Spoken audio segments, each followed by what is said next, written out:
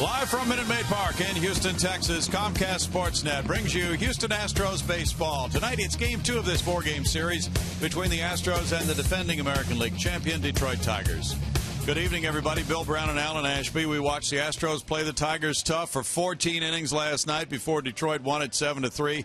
That was a hard-fought affair, Ash. A lot of good stuff, obviously. Jordan Lyles was the on the top of the list of the good stuff. He gets called up, gets the start, and works 5 quality innings. A couple of runs against him, but I would have to say overall his stuff really stood up. He was on the corners a good deal of the time, working in on the hands. Changeup was effective. I thought it was a Jordan Lyles the Astros have to be very pleased with what was seen last night anyway. Dallas Keuchel, the guy that got in the game later, and though he was the losing pitcher for the Astros and allowed 4 runs in the 14th inning, I think Dallas Keuchel pitched extremely well, kept the Astros in a position where they had a chance to win in extra innings. He really did. So you had the guy at the beginning of the game, the guy at the end. They both threw a lot of pitches. The bullpen obviously has to be stressed after a game like that. Well, and there have been a lot of games this year where the bullpen has had the opportunity to be stressed. No question about it, a lot of work for the guys in the pen, and at times they pitch pretty well. But you can see 5 relief pitchers with appearances of more than 50 pitches in a ballgame. Dallas Keuchel has sucked up a pair of those. Paul Clemens, 3 already now since he has joined the team. And the relief pitchers that have 8 appearances with at least 3 innings in a ball game. Paul Clemens on that list as well. Dallas Keuchel and Jose Cisnero. Guys are getting a lot of work, and at times it is crushing this bullpen. Wesley Wright will have the night off. We'll be back to tell you more about the Astros bullpen with Julia Morales and Bo Porter coming up next.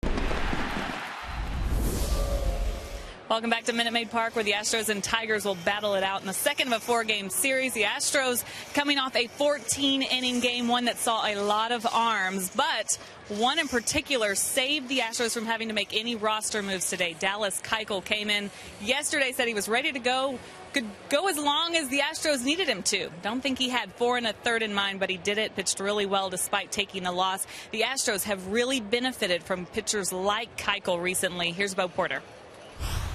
It goes to show that you never anticipate an extra inning game, but you know, when you have those guys down there that are built up, I mean, can you imagine where we would have been tonight had we had, you know, 7 guys in the bullpen that were 1 inning guys? We would be probably making 3 or 4 transactions. It was an empty bullpen when the final out was made. Here's who took the mound. Jordan Lyles was off to a great start. Blackley Clemens combined for a couple of shutdown innings. Hector Ambrose walked Torrey Hunter to get to Miguel Cabrera. Wasn't the plan, but he got a double play to get out of it. Wes Wright gave up the tying run. Veras face 4 struck out for Keuchel and Cisnero. That's everybody. 221 pitches combined for the group. As for tonight, Wesley Wright and Dallas Keuchel will be unavailable, so that leaves Travis Blackley as the lone lefty in the bullpen. All right, as for tonight, it's all about Bud Norris coming up. First pitch, he gets the ball as the Astros try to bounce back against the Tigers. First pitch coming up. Stay with us.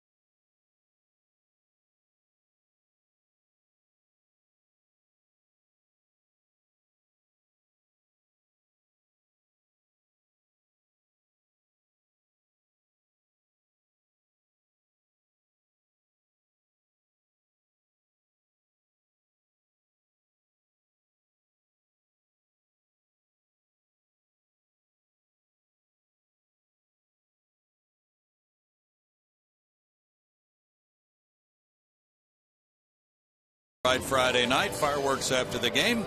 It's the Tigers and Astros in game 2 of a 4-game set, and Detroit taking the field with a record of 16-11 and a virtual first place tie with Kansas City atop the AL Central.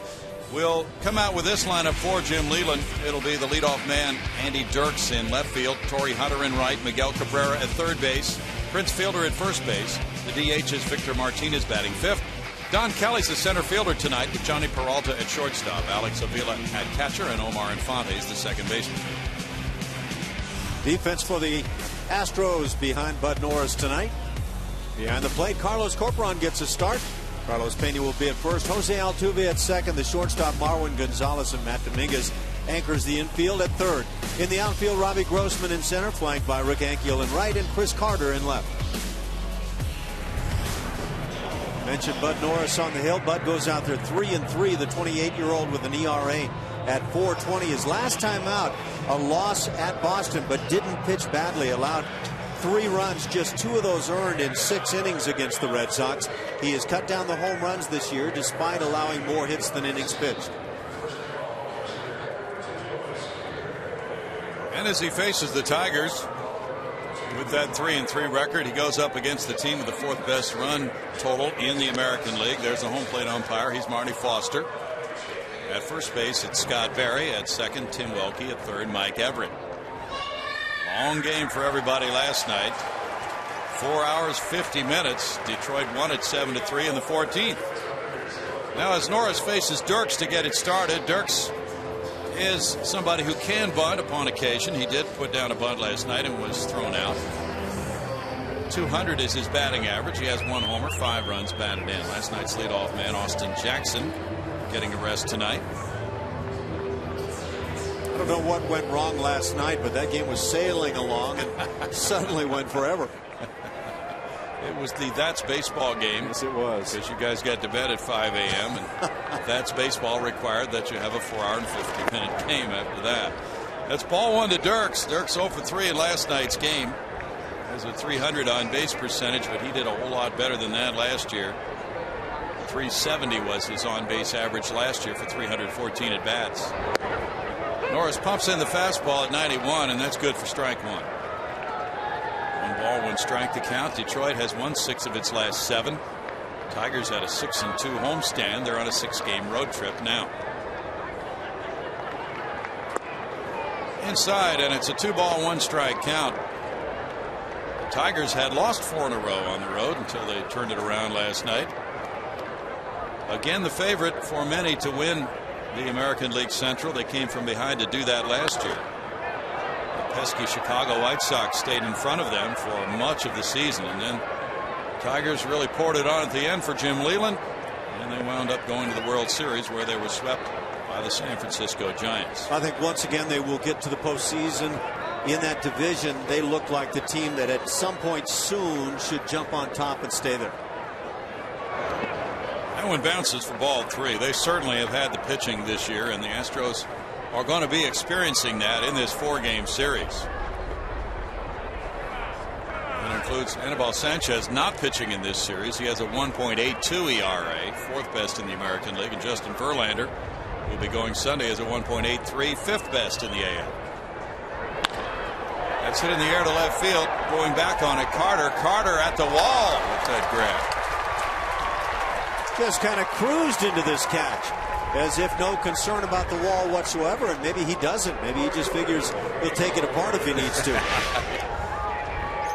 Hey, watch this catch, and he just glides back into the baseball. No concern in the world right there, but did get a glance just before getting to the wall.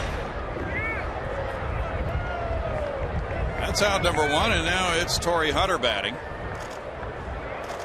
He's off to a sizzling start. Upstairs, that moves him out of there on ball 1.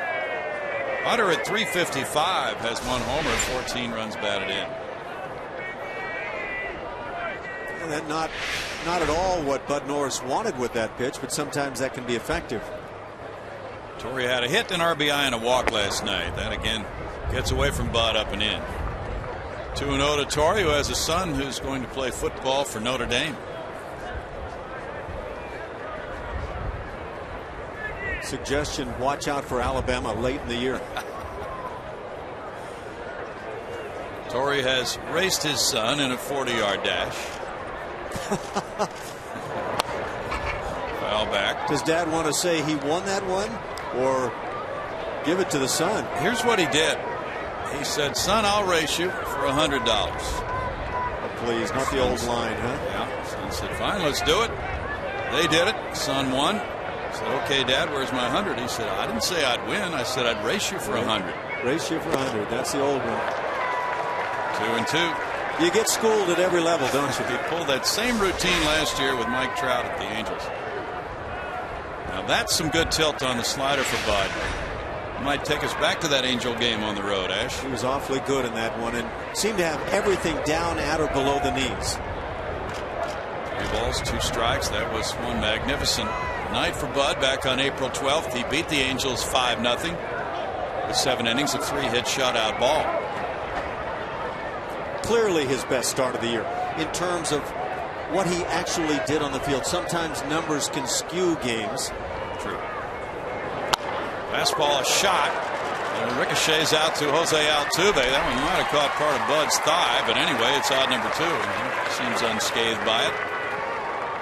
Couldn't tell if that was deflected off Bud's leg or not. Couldn't tell if he got an appropriate reaction to this ball, or did he react as it was kind of going by him? Hit the mound.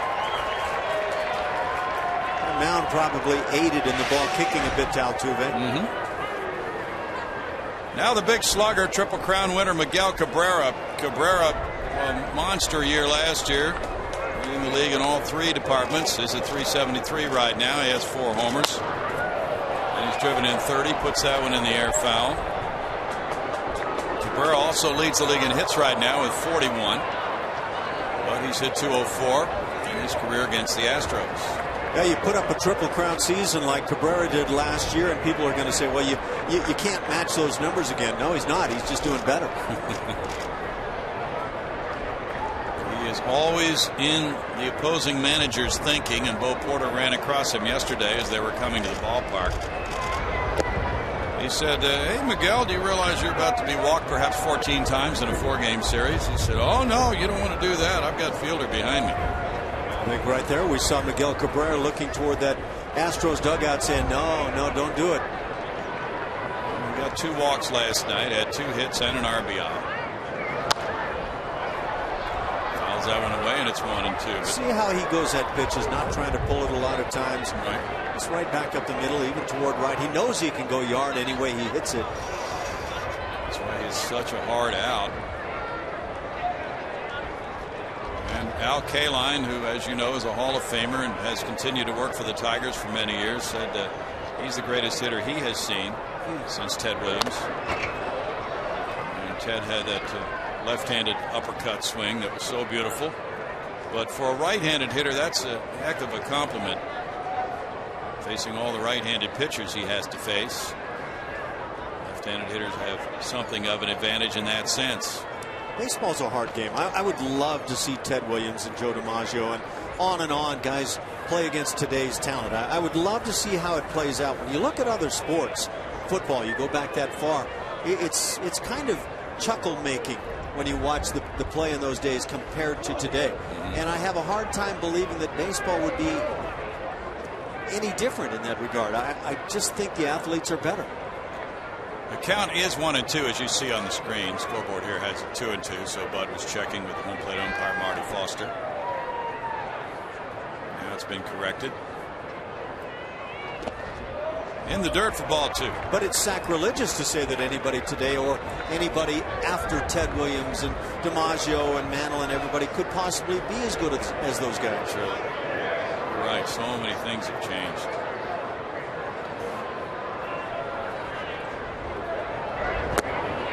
And a swing and a miss makes it a 1-2-3 first for Bud Norris. He strikes out Cabrera to put up the first 0 tonight.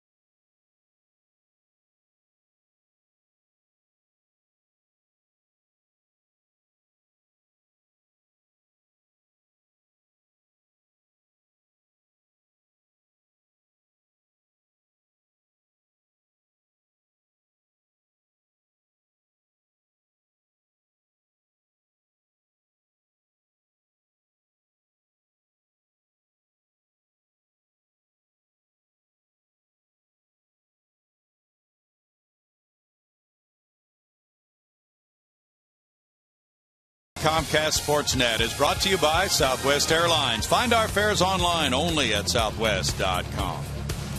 Beautiful clear night and cool. It's jacket weather in Downtown Houston, Tigers nothing, Astros coming up. Bull Porter lines them up this way. Robbie Grossman center field, Jose Altuve second base, Jason Castro DH, Carlos Pena first base, Carlos Corporan catcher, Chris Carter left field, Matt Dominguez third base, Rick Ankiel right field, Marwin Gonzalez shortstop. And the first pitch from Doug Fister is ball one. Doug Fister on the hill. 4-0 on the season, a very good ERA, though not among the leaders on the Tigers staff. 238, gives left-hand hitters fits. Why is it? Probably because of that sinker you just saw running away from the lefty. Has a good changeup. You see it right there. The lefty's not doing too well. The right-hander's hitting 260, so that's a kind of in that league average kind of range. But I think he changes speeds and gets that running action on the sinker away from left-hand hitters. 3-0 to Robbie Grossman, is on a 4-game hitting streak. And the changeup floats in for a strike. He has a dandy floating changeup. Still gets that running action on that pitch. I think if left-hand hitters would concede to go the other way against them, they would do much better. Here's another, and it's 3-2. Robbie continues to work a lot of counts. Last night on a 3-2 count, leading off the home first inning, he doubled to left center, and he later got his second hit of the night, a single. And in the 11th inning, he walked. Good game last night for Robbie Grossman, including a great catch. Jammed on that one. He puts it in the air, and now 3 Tiger players go for it near the left field line with the left fielder there, Dirks, for the catch. Yeah.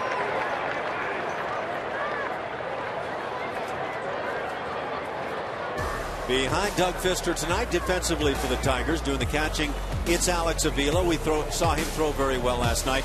On the infield, Prince Fielder at first, Omar Infante, Johnny Peralta, and Miguel Cabrera. And in the outfield, Don Kelly in center, Torrey Hunter in right, and Andy Dirks in left. Jose Altuve is ready to bat now. He's third in the league in hits with 39. Jose checks in at 322 tonight. Third baseman Cabrera even with the bag. Fister's low with ball one. Fister's listed at 6'8". Good numbers for Jose Altuve to start the season. Didn't look good coming out of his hand, and it's 2 balls, no strikes from the 6'8" right-hander from Merced, California, who pitched at Fresno State. Being 6'8" should logically provide some of that tilt you hear a lot of pitching coaches and pitchers talk about.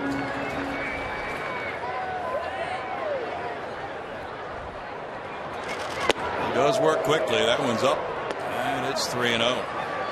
Jordan Lyles was talking today about his effort last night. He was pretty happy with it. He said he'd like to throw more downhill. Fister's going to have to throw downhill on Altuve, and he does, and it's 3-1.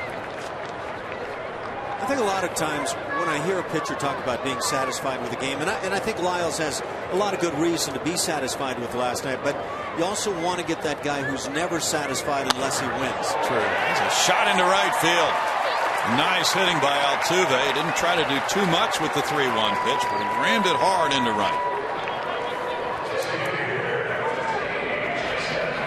That is one good hitter right there. Look at this. Just stay on the baseball, tough pitch away. And because he stays there so nicely with the hands, he's able to put the barrel right on it. Hit number 40, Jose Altuve. Now the DH, Jason Castro. That's the luxury now with the Astros being in the American League, that Bull Porter can keep a hot hitter in the lineup without having to run him out there as the catcher again. 277, 2 homers, 6 runs batted in, a career-high 9-game hitting streak for Castro. Castro hit a homer to the Landry's Crawford boxes last night. There's strike one.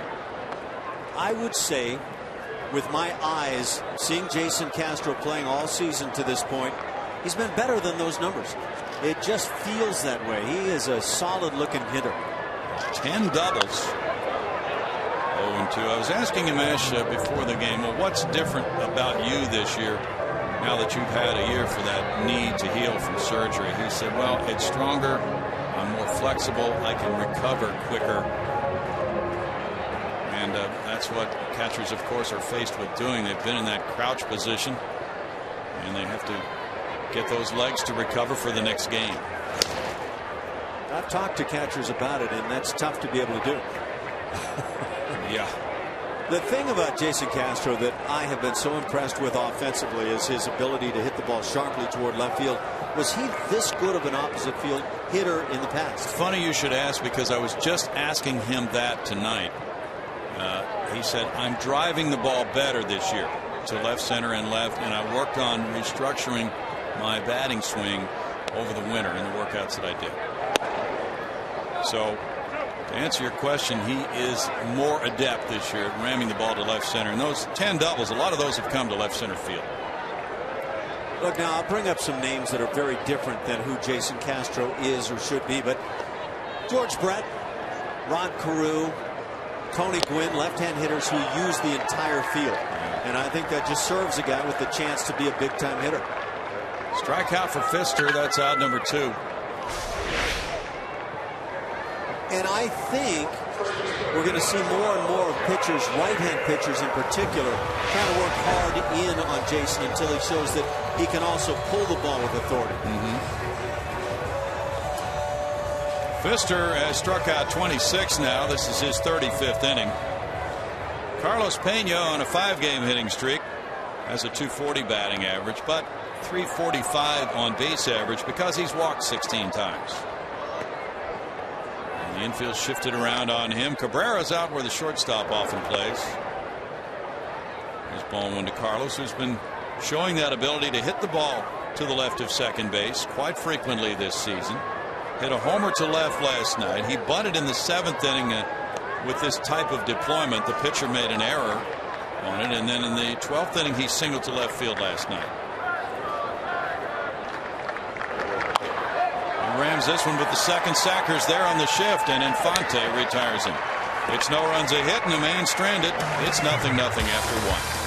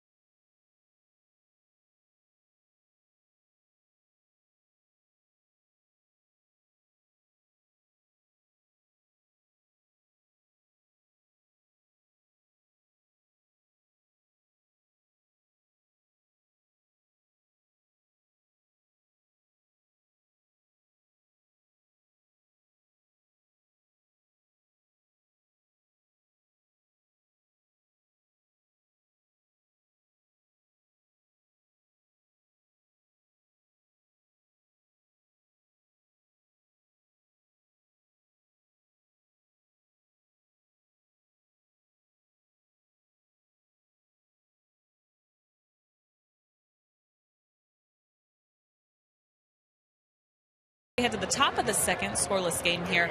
This Tuesday, May 7th, is your chance to meet Justin Maxwell as part of our Lone Star Series showdown. Justin Maxwell will sign autographs for fans from 11 a.m. to noon at the Whataburger restaurant located at 340 Highway 6 in Sugar Land. While you're there, register to win tickets to see a game during the Astros series against the Rangers. That's May 10th through the 12th.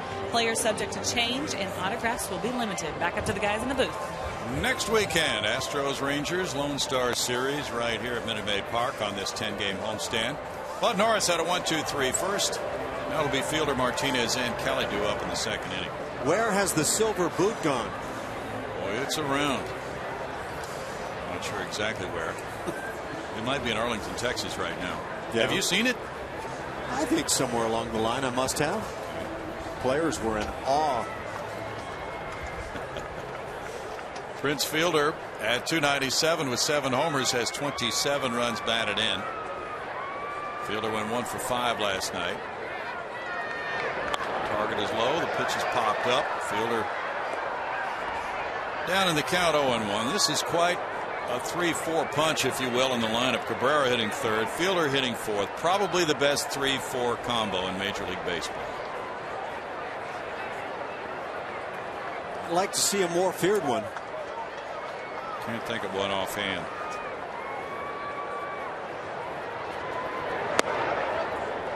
Bud misses low, and it's a 1-ball, 1-strike count to Fielder. It's just so difficult to work around both of these guys in the lineup. And of course, Fielder worked in that same type of a tandem with Ryan Braun in Milwaukee.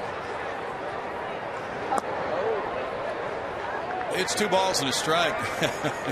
Ran across one article over the winter, you know, when Fielder signed with Detroit. And last year he had 30 homers and 108 runs batted in, but a year ago in the winter he was talking as a free agent with the Tigers. And he talked with Miguel Cabrera and said, hey, if I sign, who's going to play first?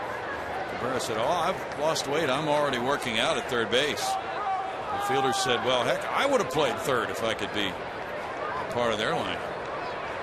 It's been a while since we saw a left-handed third baseman, right? I don't think we've seen more than one or two a season anyway. Yeah, that I wonder how that all came together, but I have a feeling the guys had maybe done a little chatting amongst themselves in a previous seasons. I wouldn't be at all surprised to see a guy like Cabrera say, hey, we'd love to have you come over, and if you consider it, there'll be a spot for you at first base. Yeah. Well, Fielder just drew his 22nd walk. He leads the American League.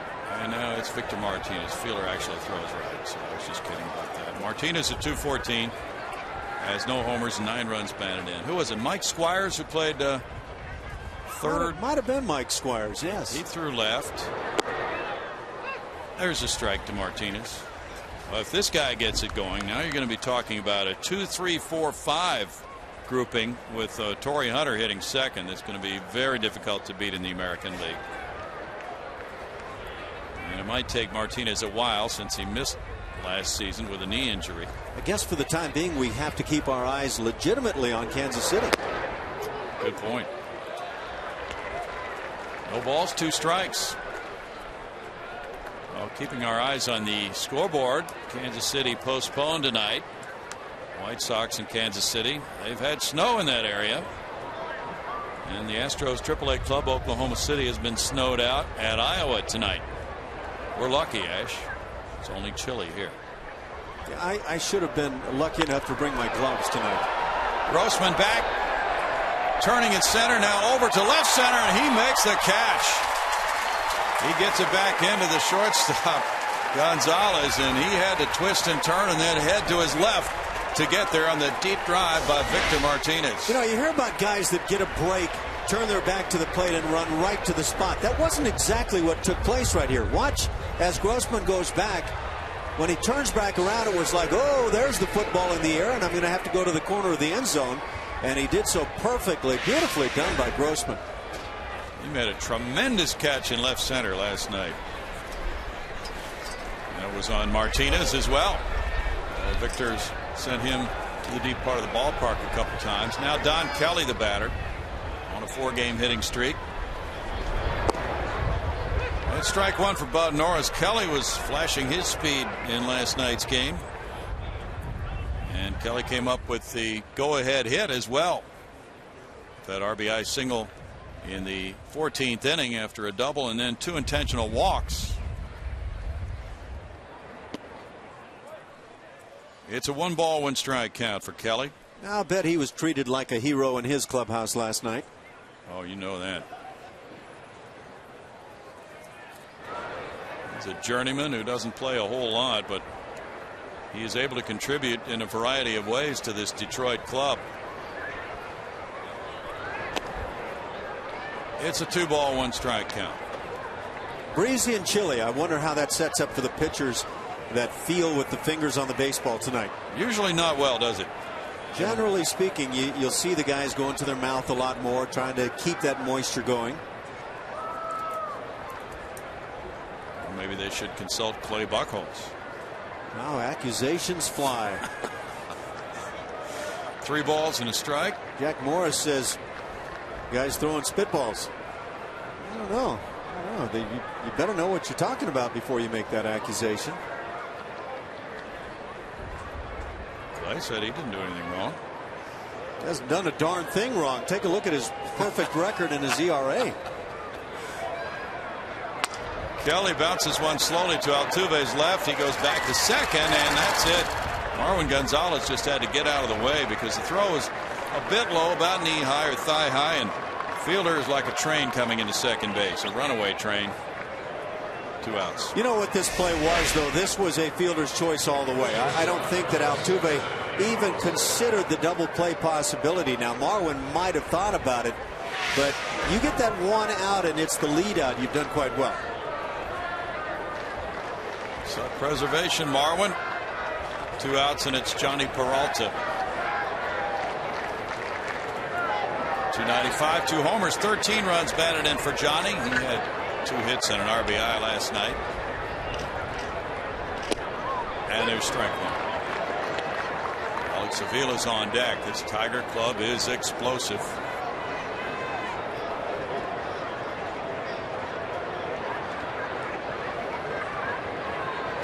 Tigers won 88 last year. And they had a 3-game margin in the AL Central over the White Sox. They're going here. And the throw. The tag. Safe. Carlos Corcoran's throw a little bit high. Altuve tried to snatch it and tag quickly, but Kelly got his first steal. A little bit on that first base side as well. Tag comes down quickly, and this is close. Let's see. I'm not even sure which way to go watching that. It was a very close play. And that tag beats him, yeah. He did have it. Yeah. A lot of times you see the tag in the upper body area and you think, well, his foot's on the back, but it's not always true. Certainly was not the case here, so a missed call.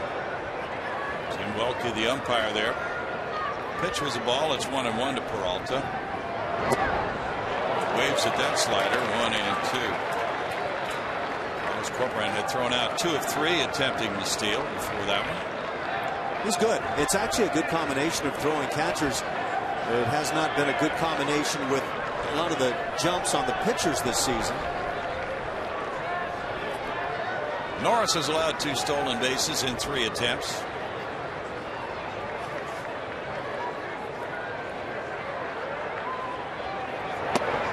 Up for a ball, 2-2. Bud has alternated winning and losing in his 6 starts.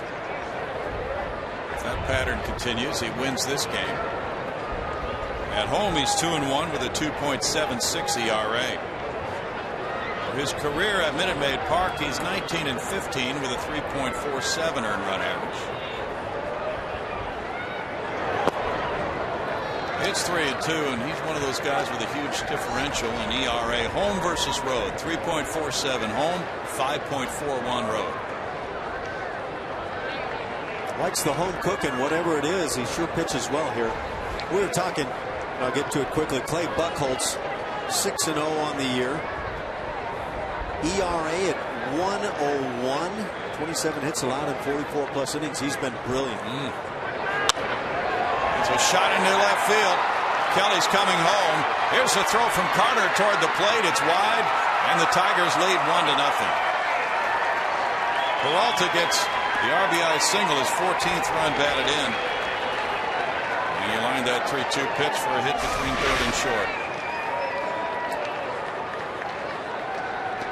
Tough to tell from that angle how much of the plate this ball caught, but clearly ball on the barrel of the bat. How effective can Chris Carter be as a left fielder? Throwing arm is not exceptional. Obviously, he was not on line with that throw, and you got to make sure when you have that type of ability in the outfield that you hit cutoff men. 1-0 Detroit on the first hit of the game by Peralta. Alex Avila comes up now. Avila has 3 homers, 3 runs batted in to go with a 176 average. He was 0 for 3 punch-outs last night and a walk. Ball 1 to Avila. Avila had the big year in 2011. 19 homers, 82 runs batted in. He was an all-star. He won a Silver Slugger, hit .295. Last year, those numbers dipped off quite a lot. He had some leg miseries along the way.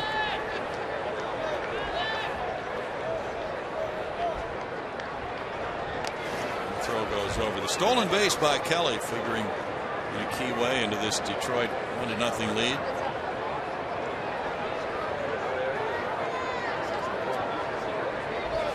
Norris is supporting the 21st annual Tee It Up golf tournament, benefiting Candlelighters. That's a nonprofit that provides emotional, educational, and practical support to families of children with cancer. Golf tournament Monday, May 20th at Sugar Creek Country Club. A lot of pitches getting away high here so far for Bud. Yeah.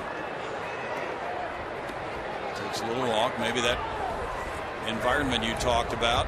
Baseball can feel slick sometimes with the wind swirling and humidity not what it normally would be.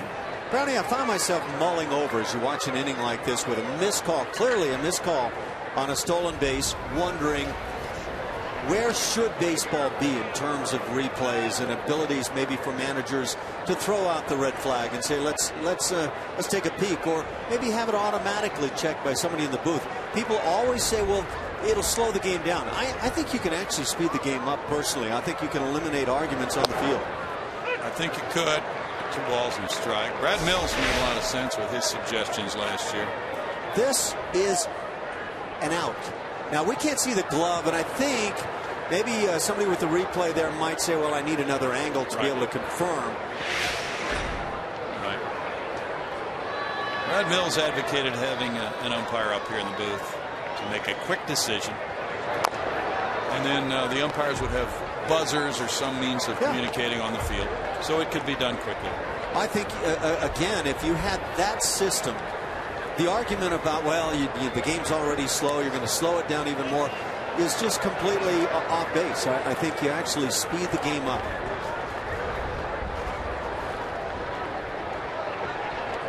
I would love to see calls gotten right as often as possible.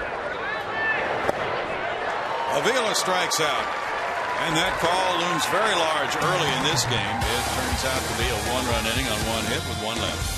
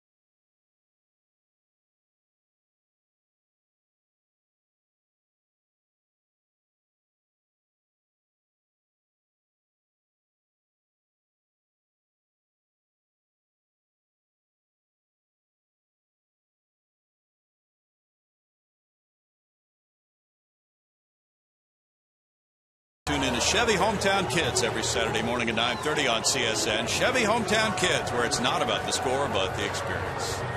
It's enjoying a nice evening out. It is bright and clear.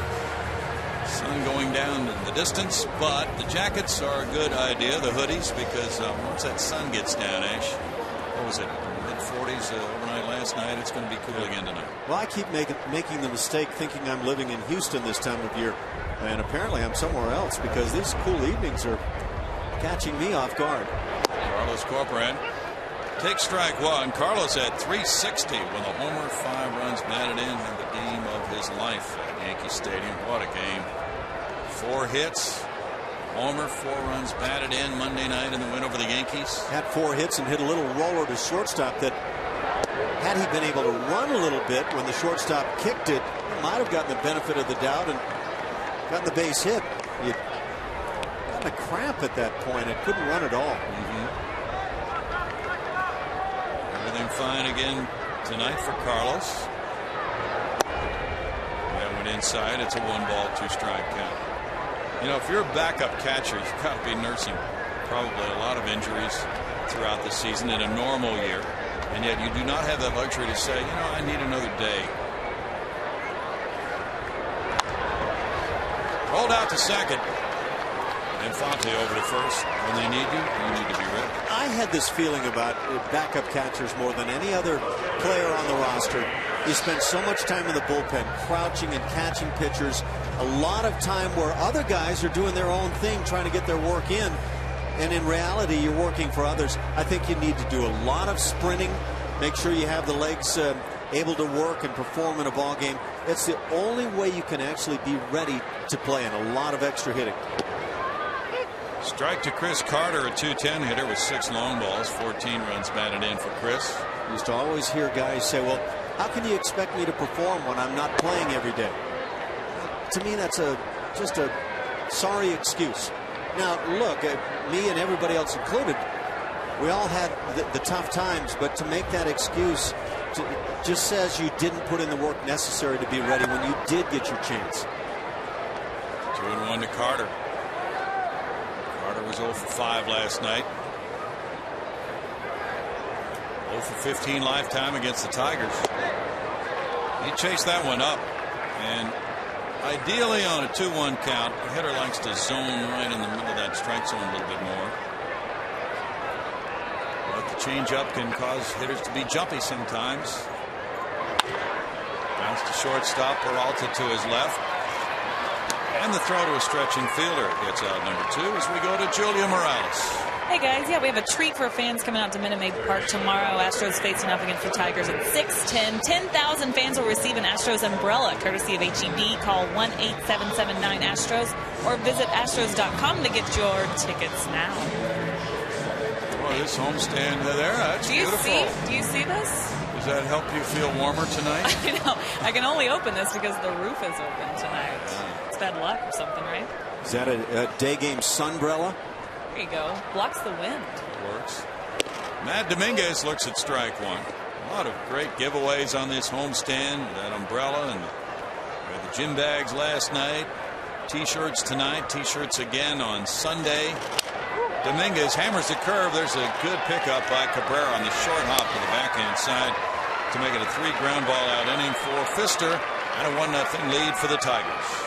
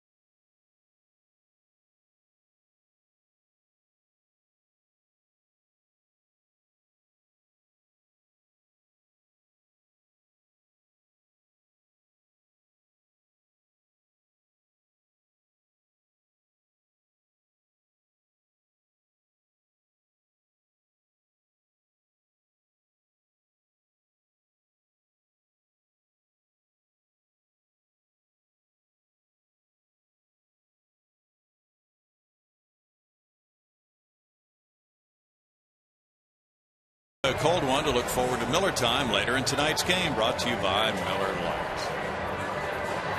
And in about less than an hour, just down the road at Toyota Center, the Rockets will fire it up against the Thunder. That's going to be one interesting night, just a few blocks from here. 4 game 6s tonight in the NBA playoffs. Can he keep James Harden hot? Yeah, he's been suffering from strep throat. But yeah, he was on fire the other night. Omar Infante leads it off, 297, 2 homers, 9 runs batted in for Infante. Infante has a 323 on base average. He began his career with Detroit, then went to Atlanta. And his second stint with the Tigers, he looks at strike one. Infante signed with the Tigers as a free agent in '99. And he was traded actually to Chicago from there. For another trade, sent him to the Braves. No balls, 2 strikes. Infante got hurt, broken hand in Game 4 of the World Series when he was hit by a pitch on the left hand last year. Some injury Justin Maxwell has right now. Tap to the left side, Marwin Gonzalez. And what a slick play there by Carlos Pena to save Marwin a throwing error and turn in out number 1. Tune in to CSN Plus on Wednesday as the Dynamo travel to the nation's capital looking for a road result against DC United. Coverage begins at 5:30 with Dynamo pregame live, followed by kickoff at 6. Dynamo DC United Wednesday on CSN Plus. 1 out for Bud Norris. Now Andy Dirks comes around for the second time. He lashes this line drive deep to right field.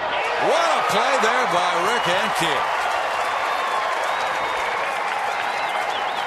2 outs. There you go defensively. That line shot right over the outfielder's head. Very difficult play. Good read by Rick, and as he approaches that wall, able to reach up and make a fine grab. He had a miscue last night that might have cost the Astros ultimately a ball game. He also had a great play with that throw to the plate. But this is a gem. Torrey Hunter grounded out earlier to second base after working the count full. Puts it in the air, foul for strike 1. Haven't been with you here in the booth obviously long. You get any or many foul balls up here? No, very few. About the only time you get one is when you're looking down at your computer screen. That moment they catch on the cameras, you're flinching, and that's all right. That's why they have ambulances, Ash.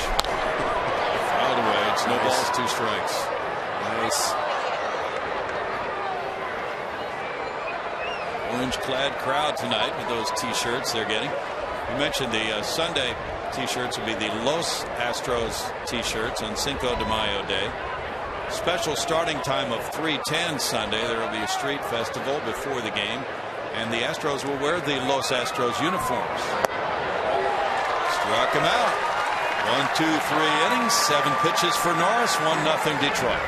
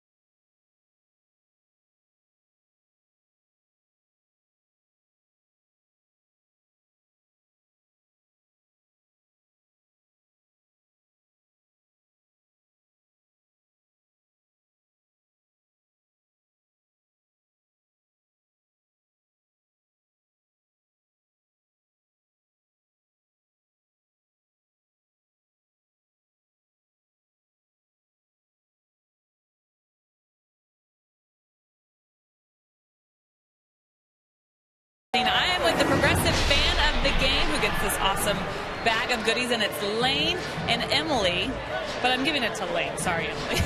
Lane's longtime Astros fan. Let me ask you, how long have you been coming to Astros games? Ever since I could walk.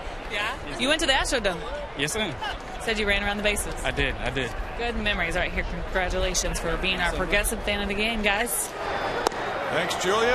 1-0 Detroit. There's strike one to Rick Ankiel at 205 homers. 11 runs batted in for Rick. Rick takes that pitch outside. He came off the bench last night, delivered a hit in his first at-bat of the game in the 7th inning. He went 1 for 2. Nice article on MLB.com about Rick by Matthew Leach. He pops this one foul.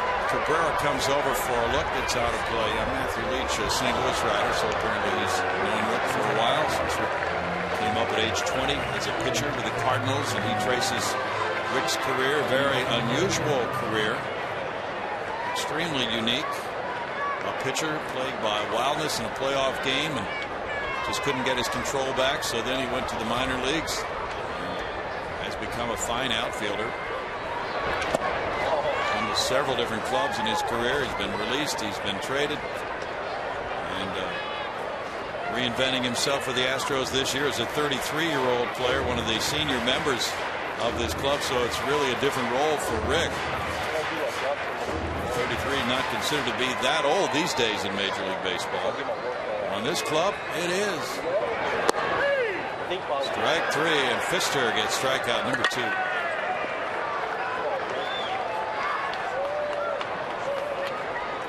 There's a Geico quote of the day, and Rick Ankiel with this quote from Bo Porter. When I talk about Rick's success, I'm talking about him overcoming the failures as well, because to me that is success.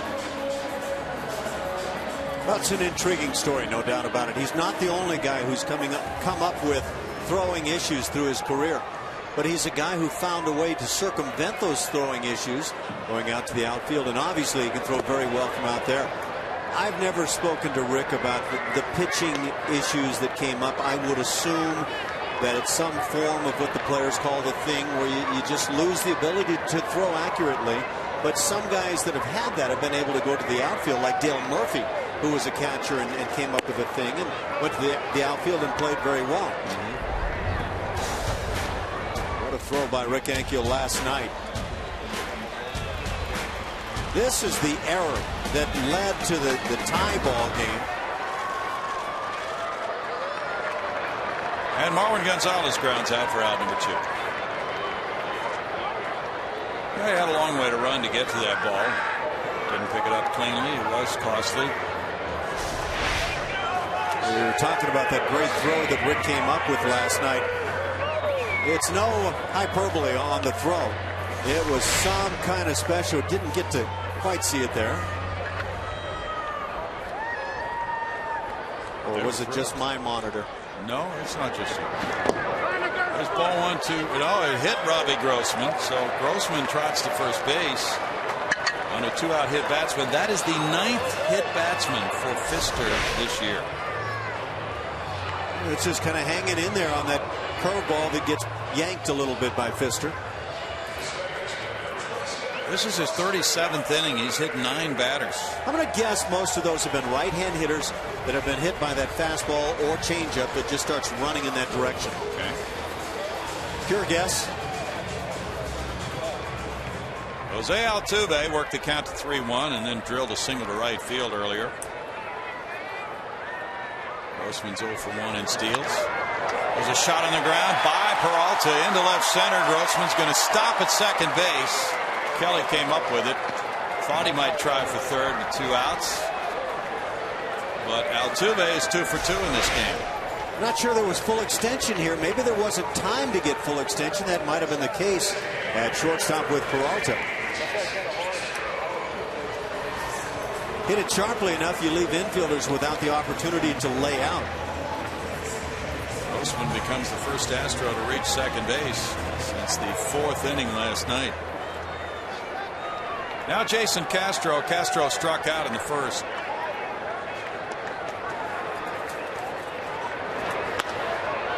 Fly ball to left. Andy Dirks right there to end the Third inning for Houston. No runs, a hit, 2 men stranded. After 3, 1-0 Detroit.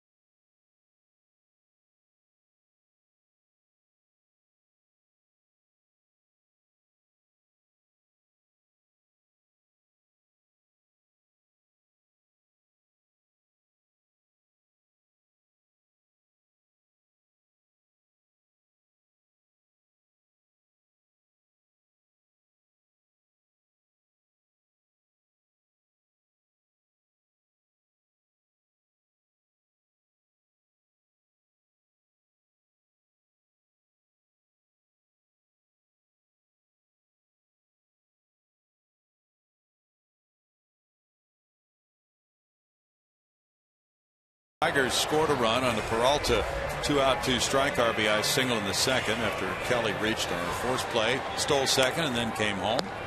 Orbit staying warm.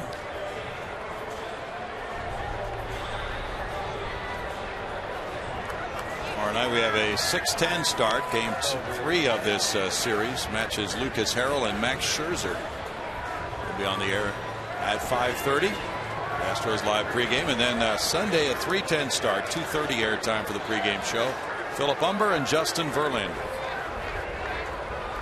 Miguel Cabrera struck out in the first inning. Miguel has that baby-faced assassin look in the batter's box. Yeah, I think it's that bat he wields that every pitcher is staring at. Looks at ball 1. I wonder if there'd be a single pitcher that would comment about a baby face. Probably not. We don't have to face him up here. Strike makes it 1-1. Some of the scouts were talking about watching him last year. He was just something else in September. When the Tigers were 3 games behind the White Sox on September 10th, he turned it on. From that point on, he hit .356, 9 homers, 23 runs in 21 games. Well, you haven't been able to see Tiger Stadium a lot. It's similar to this ballpark a bit in terms of the huge center field. Late in the year, I asked some of the folks in Detroit how many balls have been hit out to straightaway center field, and they started thinking, and it wound up being somewhere between 5 and 7. And it was Cabrera on every one but one. Wow. Fly ball, right field line, slicing away from Rick Ankiel. That's a fair ball. Cabrera heads for second. Here's the throw from Ankiel. It's offline. He keeps you in the game, though, even throwing from deep in the right field corner. And Cabrera winds up with a double. That's number 8 in the game. I wasn't going to be surprised if this ball snuck out down the right field line. Just amazing pop all over the ballpark. But also amazing this throwing arm from Rick Ankiel. Way off line, but as you saw it in the air, you could all of a sudden start thinking, boy, this has a chance of being close. It looked like it might get there on the fly. And that would have been really something. Yeah, you can see Cabrera turning and saying, what are you doing? And Hank saying, I'd have gotten you if I'd have put it on line. Fielder walked back in the second inning. And he was forced at second base. High drive. Ankiel waiting. It's not going to go very deep. Cabrera will not be able to advance. Yeah, he is going to go. Here's the throw from Ankiel, and he did make it. Boy, he just kind of lulled everybody to sleep.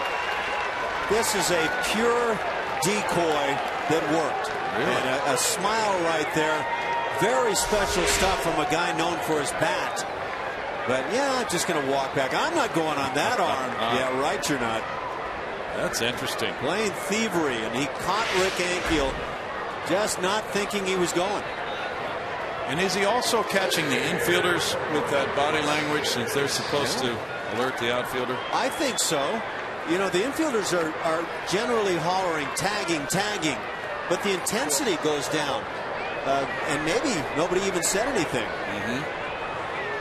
Well, it worked, and he's at third, and the infield comes in halfway up the middle for Victor Martinez. He hit the deep drive to left center, caught by Robbie Grossman. Dominguez now moving a step toward the line. That's a drive to right field. Ankiel headed back for this one, and that one pops back into play. It's in play, and it's going to be a long RBI single, but Martinez wants a home run. It's 2-0 Detroit. It might be 3-0 if the umpires reverse this call. I think, at least to my eye, I thought the ball hit right on the top of the wall, right on the edge. And I'm going to be surprised if this changes around.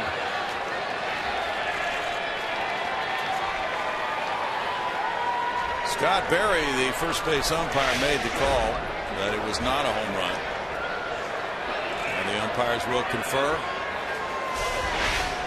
Well, I don't see with the naked eye how any umpire can say otherwise. Let's see, what does this hit? Did that come off a seat and come back? I couldn't tell. It's going to be reviewed by the umpiring crew. Smart play by Ankiel, though. And that's what an outfielder is trained to do. Even if he sees it go over the yellow line, he's playing it. Can we see where this ball hits? To me, that's right on the yellow line. Here's where I want to see it. Is that the baseball? Can't see the baseball. Looking at? It just looked like one of those rare plays where the ball hits on the corner of the top of that wall, right on the yellow line. I'm not sure from what we've seen that the umpires are going to see anything that would confirm otherwise. No, probably not from anything we've seen.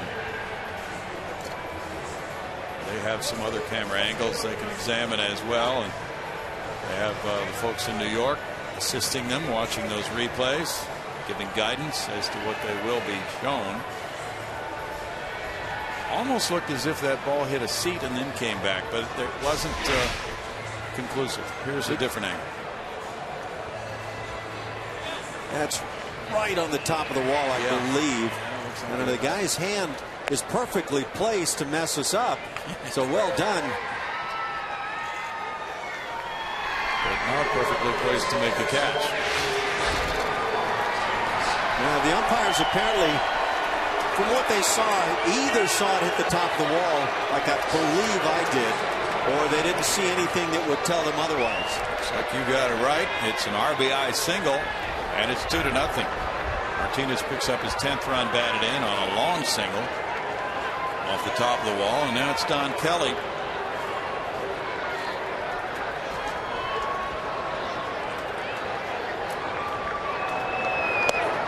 The Tigers have had some good swings this inning. There's strike one to Kelly.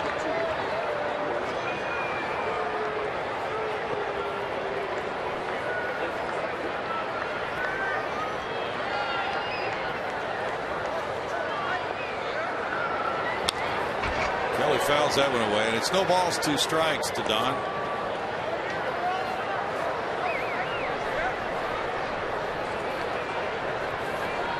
Kelly's 33 years old. He was born in Butler, Pennsylvania. Went to Point Park College in the Pittsburgh area. Still lives in that part of the world. Only 113 at bats last year for Detroit. Well, almost got him in the back leg. It's 1-2.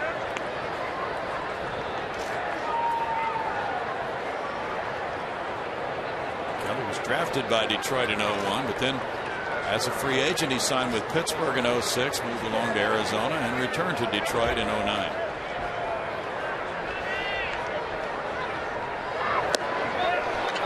for it and struck out. That's number 4 for Bud Norris.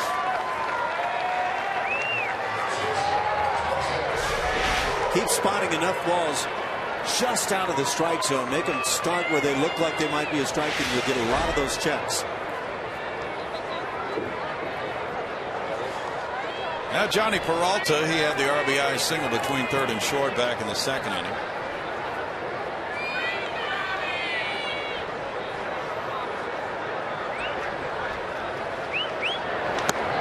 Norris's fastball is outside for ball 1. Norris's fastball averages about 92 miles per hour.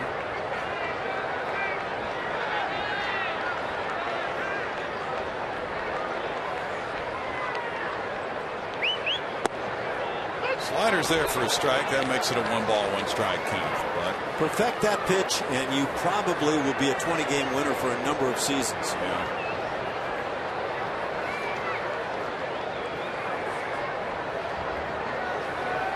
Throws his fastball about 50% of the time, slider about 34% of the time. And gets a swing and a foul tip on that one for a 1-ball, 2-strike count. Perfect that pitch, and you might give up a lot of long balls. It's just kind of a curveball that gets away and hangs up there. Fortunate when it doesn't get hammered. Jason Mott of the Cardinals is out for the year with Tommy John surgery. ERA about 12 on the season. Things weren't going well. Swing and a miss for Peralta. That strikeout number 5 for Norris. 1 run, 2 hits, and 1 man left for Detroit. It's 2-0 Tigers in the 4th.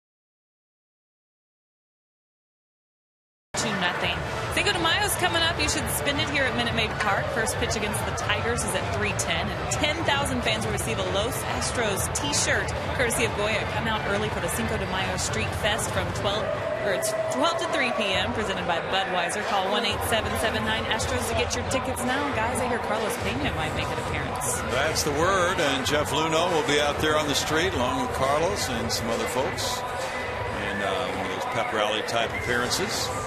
And the Astros will wear those Los Astros uniforms for one of only 2 times this season in the ball game that afternoon. That's Sunday at 3:10. 2-0, and Doug Fister, who's had 4 straight quality starts, is in a groove. He's given up 2 hits, both to Jose Altuve in the first 3 innings. Now the former Tiger, Carlos Pena, will lead it off. He grounded out in the first inning. Carlos was with the Tigers in 2003. That was that rough season for them. You call 43 wins on a season a rough season. That's a rough year. So go back to the miracle or pre-miracle Mets. 40 wins, 120 losses, gracefully rained out of a couple of games. The Tigers were on that pace to get there with the 62 Mets, but then in the last week they started winning games.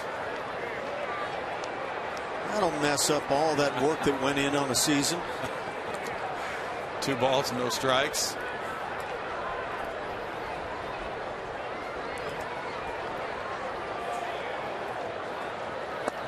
Pena jumps back from it. It's called a strike, and it's 2-1 to Carlos. Good looking running movement for Pfister. Last night, leading off an inning, he bunted.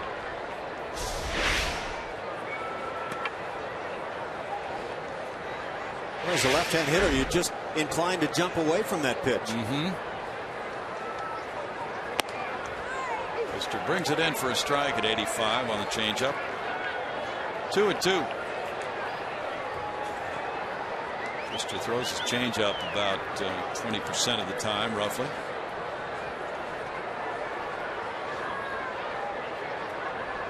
His curveball is actually a slower pitch than his changeup. Doesn't take a lot off the changeup. The fastball 88 or so to 90 miles an hour. The changeup 85, 86. Your pitchers talk about just choking some balls and taking a few miles an hour off. Strike looking, and that's number 3. They've been on a strikeout binge. 36 total strikeouts last night, 18 for each club. I was stunned to hear there was another game this year with more strikeouts, 40 of them. Really? Another 14-inning game, though. Okay. Carlos Corporan grounded out in the second inning. Tigers have had 7 straight 10 strikeout games or more. Ball 1 to Corporan. Detroit has had 3 games with at least 18 strikeouts this year already, and that ties the major league record set in 1916.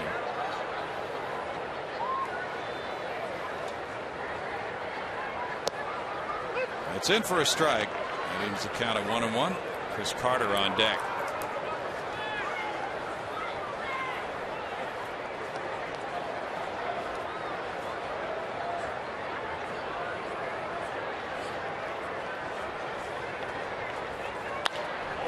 In the air to center field.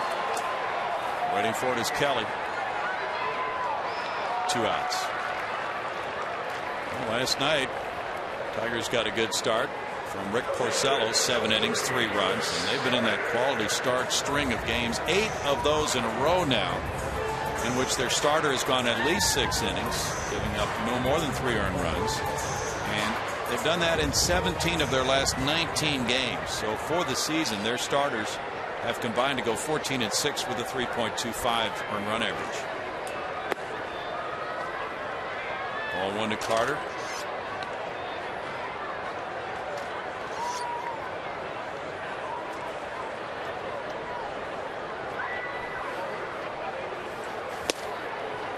It's a 1-ball, 1-strike count. Max Scherzer tomorrow night takes a record of 3-0 to the mound and a 4.02 ERA, and then Justin Verlander 3-2 with a 1.83 on Sunday.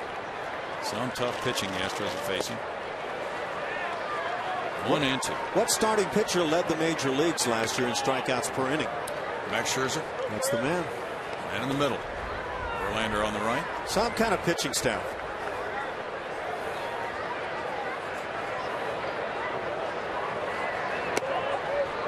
It's high for ball 2, and it's 2 balls, 2 strikes. Yeah, I think for most, you know the name Justin Verlander, and he is a horse. But they've got some guys around him. Well, they've got some other horses pulling that wagon, don't they? And that wagon's loaded, too. It's a shot on the ground. A hit through the left side for Carter. 2-out single for Chris. Hit sharply. Hit number 3 for Houston. Clearly the bat that the Astros would love to see become legit. He's got legit power, there's no question, but that consistency needs to get much, much better. He's aboard for Matt Dominguez. Dominguez has grounded out in the second inning. Pfister has given up just one homer so far this year. He's in his 38th inning. Strike one to Dominguez. Rick Ankiel on deck. Last night's game took 4 hours 50 minutes. It went 14 innings. It was the fourth longest game in terms of time in the history of Minute Maid Park, which opened in 2000. It's away, and it's a 1-ball, 1-strike. That was the longest game for the Tigers since July 9, 2010, when they went 4 hours and 53 minutes against the Texas Rangers.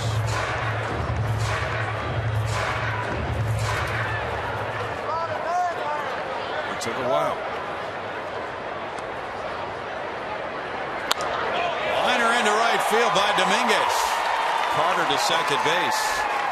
And a couple of 2-out singles back-to-back get Rick Ankiel to the plate.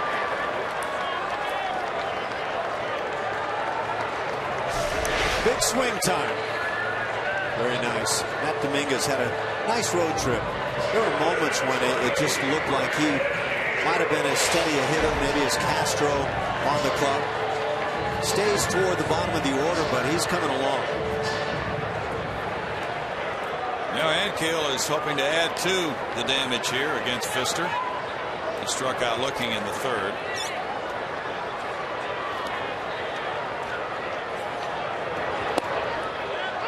Strike one to Rick. Did not get a full cut at it. The Yankees really didn't hit much at all against Detroit in the league championship series when the Tigers swept them last year. A-Rod just was in a funk, but good pitching to do that to hitters. 1-ball, 1-strike.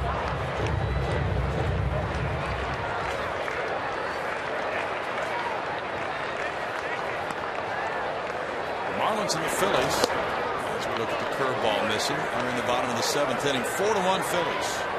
2 balls and a strike. Ryan Howard hit number 5, and so did Dominic Brown. Chase Utley hit his 6th. And the Phils are 13 and 16.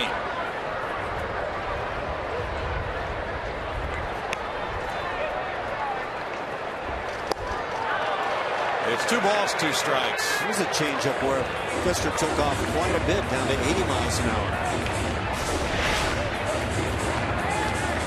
See the fingers sticking up off the baseball right there. Just a loose grip. Had some tremendous movement on it. In tight. 3-2 now, and with 2 outs, the Astros will have a bit of an edge with the runners moving on this next pitch. Marwin Gonzalez will be next. Astros are trying to snap a 3-game losing streak tonight. They'll play the Angels and the Rangers next week. That's ball 4, and Ankiel works the walk. That's the first of the night for Pfister, and only his 7th of the season in his 38th inning. Brings up Gonzalez. It's been a while for Marwin with a long ball. That West Coast trip, he was a long ball hitting machine. Well, he slumped off. He's been in a downturn recently. This would be a good chance for him to get it back going again in the right direction. Batting average down to 257 for Marwin. He had 217 on the road trip, and he's currently 0 for his last 13.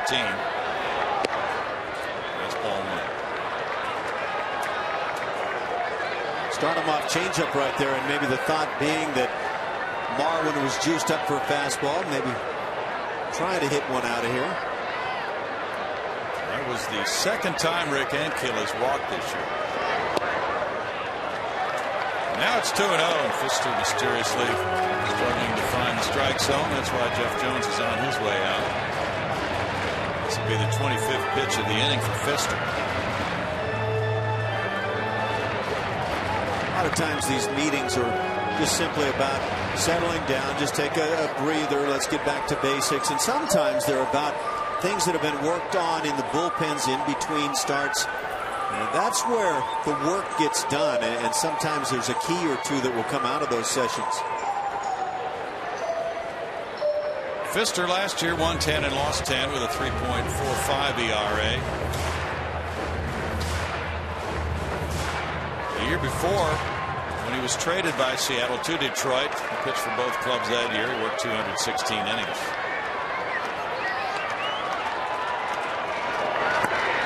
Gonzalez takes ball 3. That's 3-0 now with Grossman on deck.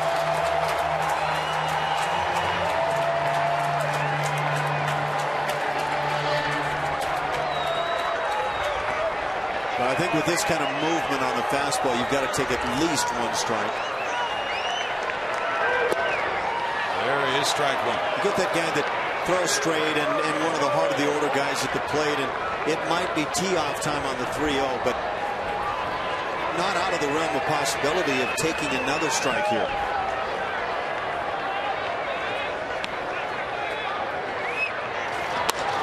Up the middle, but Peralta's there and throws him out. It's no runs, 2 hits, 3 men left after 4, 2-0 Detroit.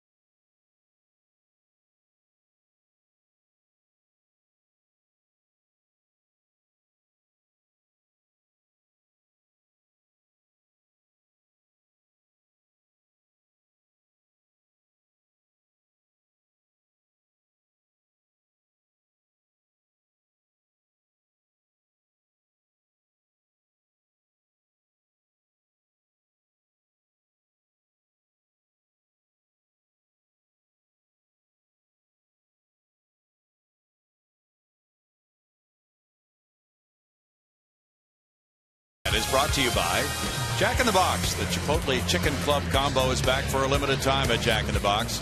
Try one today with fries and a drink for just $4.99 plus tax. And by Progressive.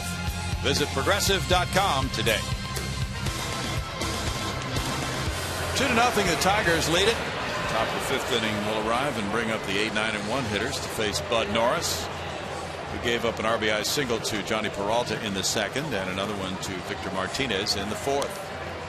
Astros have found it tough sledding against Doug Pfister. They did load the bases in the 4th with 2 outs, but then Gonzalez hit that ground ball and was retired by Peralta. And now in inning number 5, Norris will begin with Avila. Avila struck out in the 2nd inning. By the way, that game I mentioned earlier this year, with the 40 strikeouts, the Tigers were in that ball game and they struck out 21 times. That was at Seattle back on April 18th, I believe it was. At King Felix. Let's see who was the chucker in that one. No, Max Scherzer started for the Tigers, and yes, Felix Hernandez for Seattle. Strike. Well, he struck out 5 in this game. I imagine at the start of play, everybody figured they'd see a lot of strikeouts, just not 40 that night. There's been something going on in the air with a lot of strikeouts in Major League Baseball this year. Tons of them. It's a 1-ball, 1-strike count. Somebody described it as the strikeoutiest April of Major League Baseball. Well, by golly, there aren't going to be any strikeouts tonight in Iowa City. That game has been snowed out between Oklahoma City and the Iowa Cubs. 1-2. Red Hawks are a hot team, too. They won 7 in a row. They won last night to go to 17-10 with a 9-1 win over Nashville. Jonathan Villar, a star. He went 4 for 4 in that game. He's now 22 years old. He's playing some baseball. Yes, he is. 2 balls, 2 strikes. He's a switch hitting shortstop. Has a strong arm, some speed. He's somebody to keep an eye on this year. Shortstop's pretty strong position right now in the organization. Marwin Gonzalez, youngster, has been very good. And then there's a kid lurking by the name of Carlos Correa. It's a broken bat looper. Altuve back. Altuve with a twisting catch. Young man can play. That's a real player. I think people need to be careful about the notion that he's really good for a small guy. He's a really good player. Yeah. Legitimate all-star last year, and on that same path again in 2013. 1 out for Norris. Now it's Omar Infante. He bounced to shortstop in the 3rd.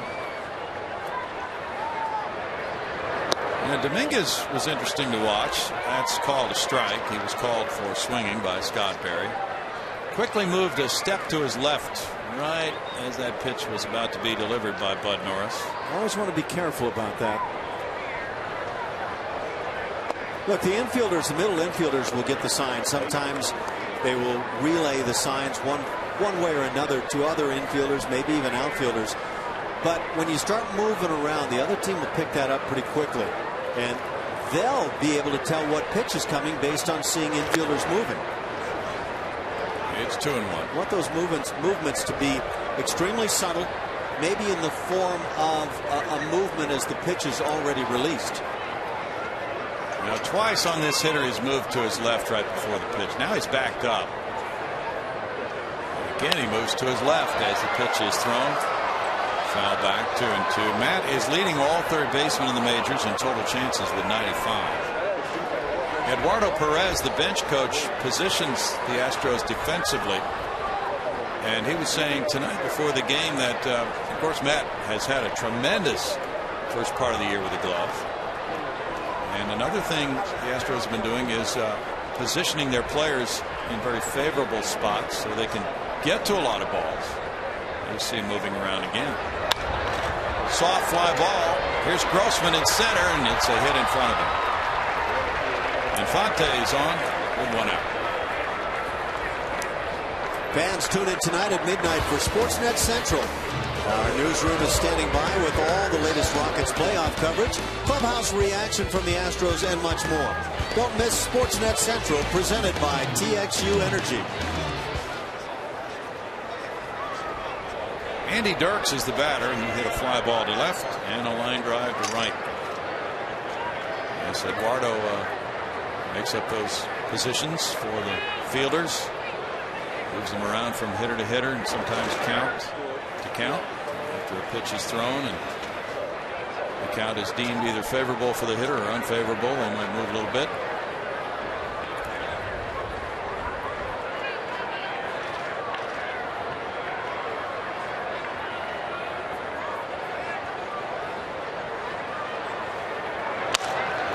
Ball, and Altuve cannot catch up with it. That's a hit through the right side. Here's Infante turning for third, and kill with a throw, and it's offline.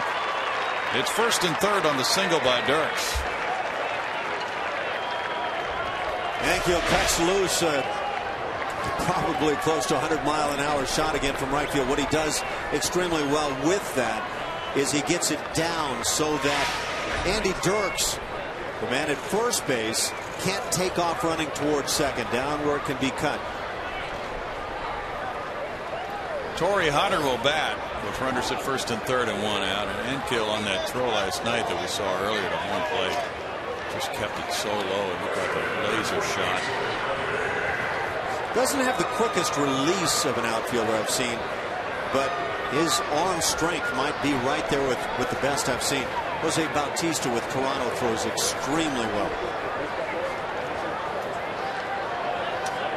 Now it's Hunter who has grounded out to second and struck out.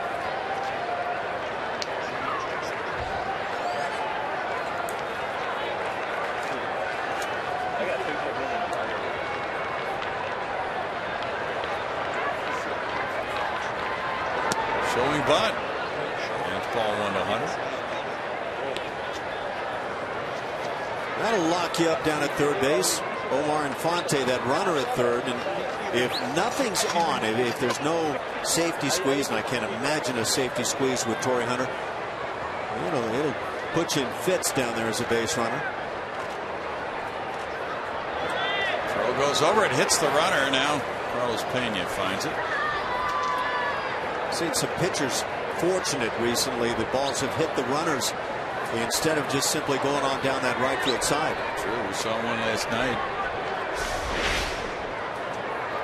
The thing about these pickoff moves that don't have great intent is you're providing an opportunity for an error.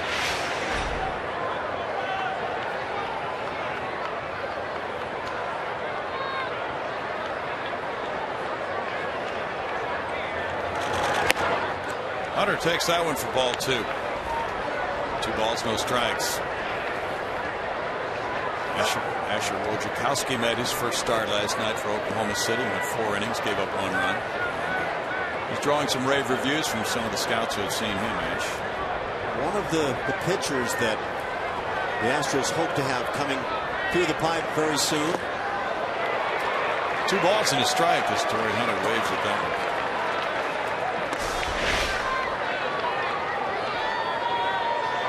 Good job by Corcoran, you're right.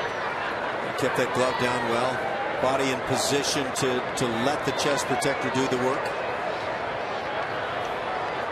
Good time for a strikeout for Bud.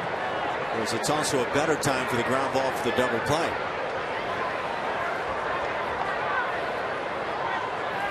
Quick move to first, and Dirks is back in.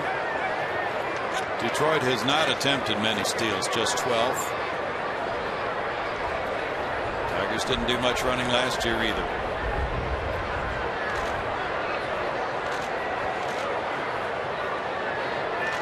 Teams that didn't seem to win by the end of the season. Fouled and it's 2-2. Funny thing, you look at the overall stats last year, and teams that did very well in terms of stolen bases tended to not be doing very well in the won-loss categories. You always love to take as many bags as you can, but does it lead to wins? It's hard to quantify with some of the teams, at least last year, that you look at. Is the third base coach.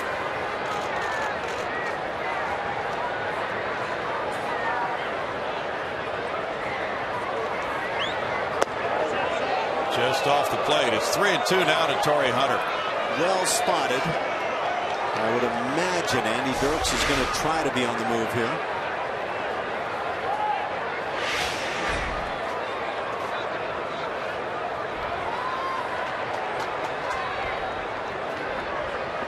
Hunter's bounced into 4 double plays and make it 1 double play. Looking at the wrong hitter there.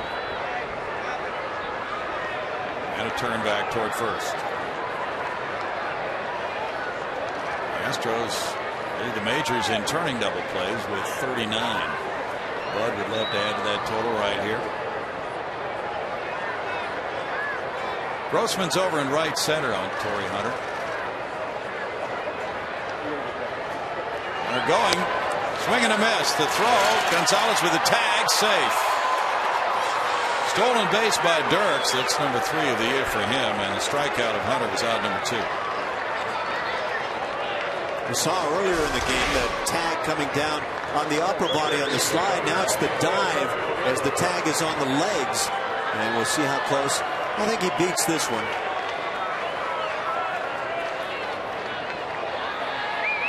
Close, but it looked like he did get in there. Good job by Corp.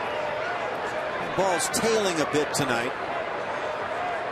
It is close. Yeah, it was.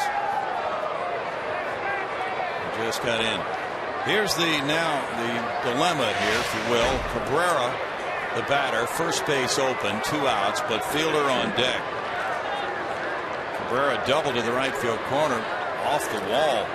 In the 4th inning, fielder is 0 for 1 with a walk. Fielder came into this a 203 hitter for the last 15 games. This will challenge a manager, and now Doug Brocail is going to come out there, talk it over. But you talk about a situation where you earn your money. Do we face Miguel Cabrera, Triple Crown winner from a year ago? Or do you move on to Prince Fielder, a guy who for a lot of right-hand hitters might say, I don't know which one I fear more. Well, last night, Cabrera walked in the 12th inning with 2 outs, and Fielder bounced into a forced play, so the Astros were able to get out of it that time. But then they walked both those guys intentionally in the 14th and wound up giving up 4 in that frame.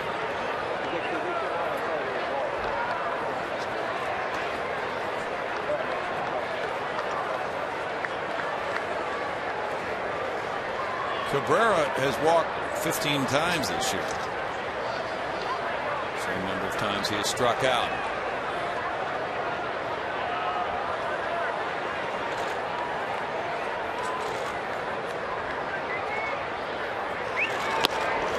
Inside, ball 1. You know, if you think that you've got an advantage as the manager by having a right-hand pitcher on the mound against a guy like Cabrera, you're just pipe dreaming.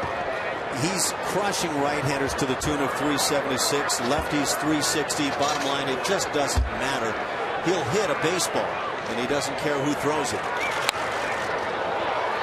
All the way, and it's a 1-ball, 1-strike count. Well, the stories indicate he is a very unselfish player, a great teammate.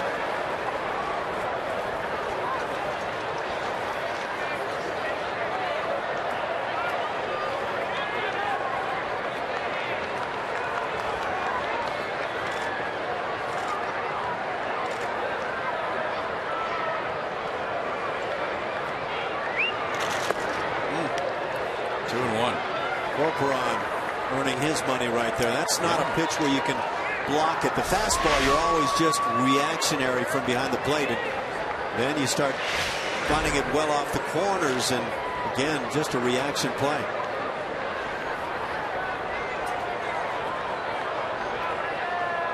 Of the 83 pitches for Norris, 50 have been strikes.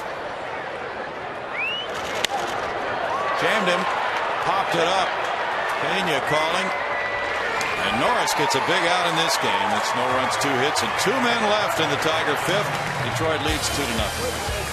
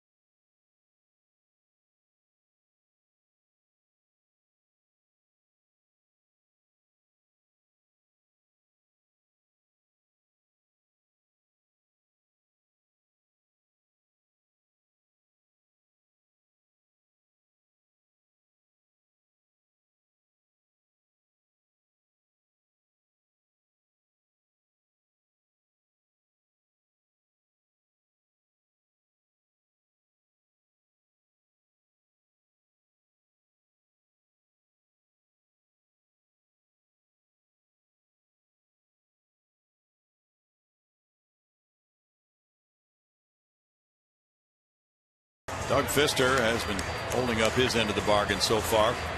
Through the first 4, he has allowed 4 singles. He's walked 1 and hit a batter. Got out of bases loaded trouble in the 4th inning. Now Robbie Grossman leads it off in the home 5th. He's 0 for 1. He was hit by a pitch in the 3rd. And there's strike 1 for Fister with Miguel Cabrera at the edge of the grass at third base. Jose Valverde warming up for Detroit. It's a bit unusual. He's the closer. No balls, 2 strikes.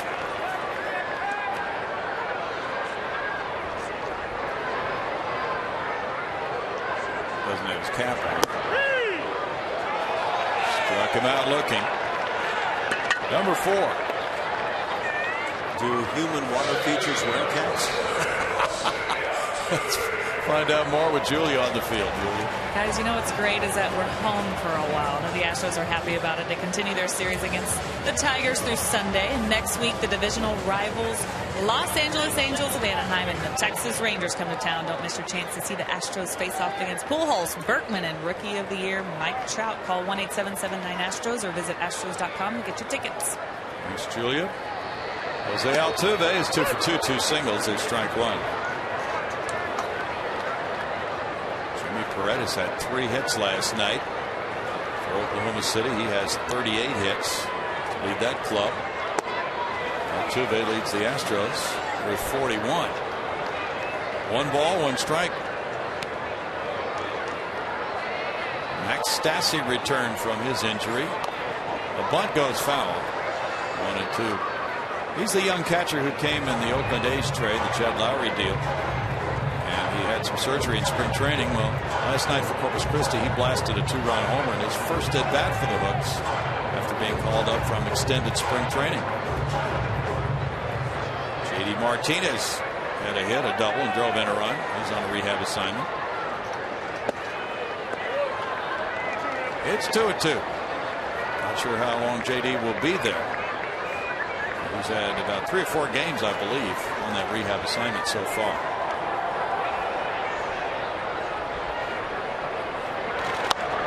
Hook toward right field, and that will be bouncing into the glove of Hunter. Or did he? No, he got it.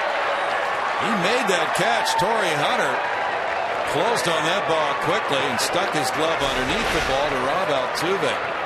What a great outfielder this guy's been for a long time. I think of Barry Bonds. Was it an all-star game hitting the drive that Torrey Hunter went up on the wall to get? And the two of them kind of taking each other in and big smiles, but great outfielder.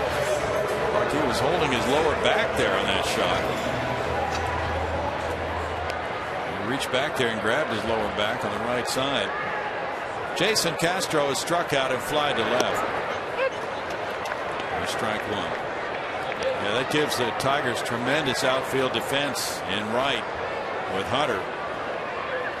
Essentially a center fielder playing right field. And Austin Jackson can go get him in center. 1-1 to Castro. Really like playing in Houston with the big center field. You need a guy in Detroit with that big center field that can flat go get it, and having a corner guy next to him kind of frees that direction a bit with Hunter and Jackson going after baseballs. They cover it quite well. They really do.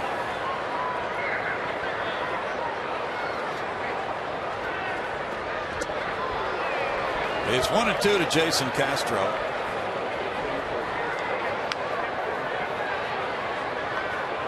King Felix has worked his magic on Toronto tonight.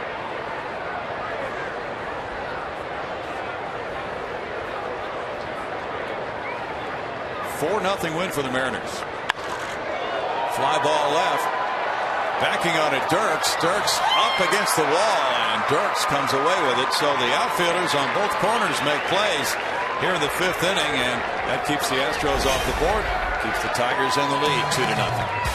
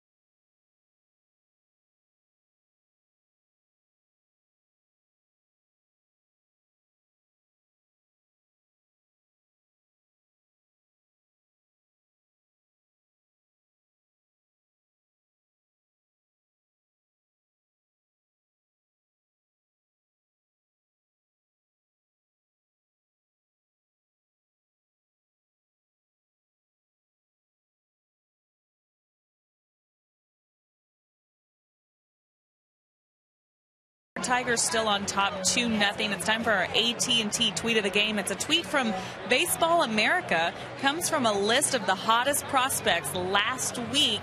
Astros prospect Jonathan VR on that list. He's number 1 on that list, the shortstop in Oklahoma City. You heard the guys talking about him earlier. His stats, incredible for that week. Check out the average, 556. Just great numbers there. And he could possibly defend that spot. You know, last night they were talking about he went 4 for 4, a home run in OKC's win over the Sounds. It was also his 22nd birthday. Happy birthday to VR. He broke his hand last year just about midway through the season, so that delayed his progress, but he's picked it right up. Now here's the 6th inning in Prince Fielder, 2-0 Tigers. Fielder has a walk and a fly ball to right. Ball 1 from Bud Norris. Looking through the numbers there on VR, trying to pick on something. Okay, well, needs to work on this phase of his game. I think he's working it pretty well. Nothing there to pick at, huh?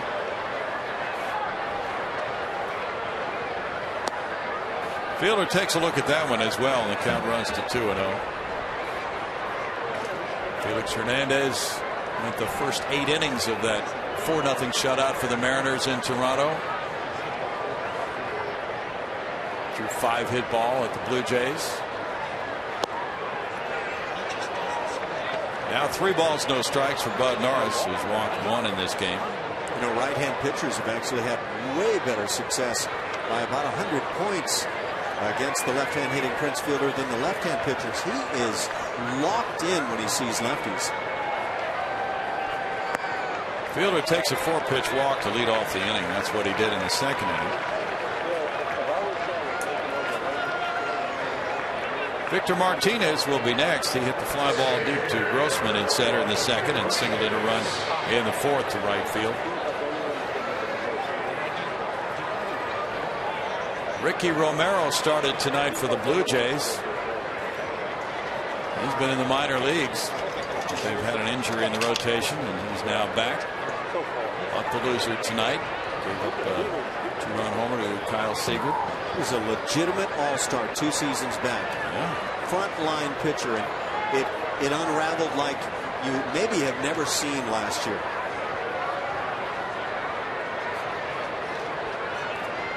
Well, it's unraveling like crazy for John Gibbons in Toronto. They're now 10-20.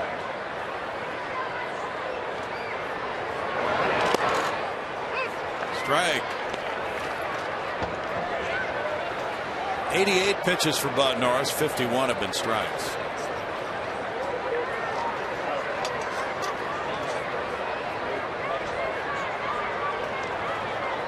Astros are 3-3, and Bud starts. He is 3-3.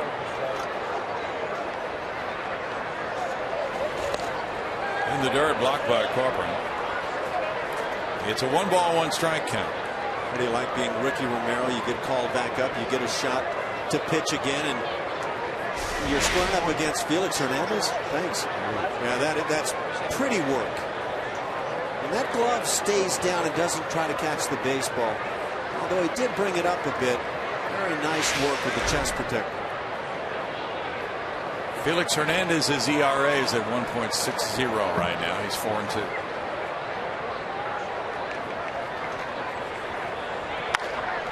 Bounce to short. Marwin Gonzalez with a flip. Altuve, the middleman, and the stretch by Pena. And they clean it up with a double play after that walk to Fielder. 6-4-3 for the 40th of the year for the Astros. Second base umpire Tim Welke must have gotten called off of this ball. He had the best shot at it. Throw almost got away.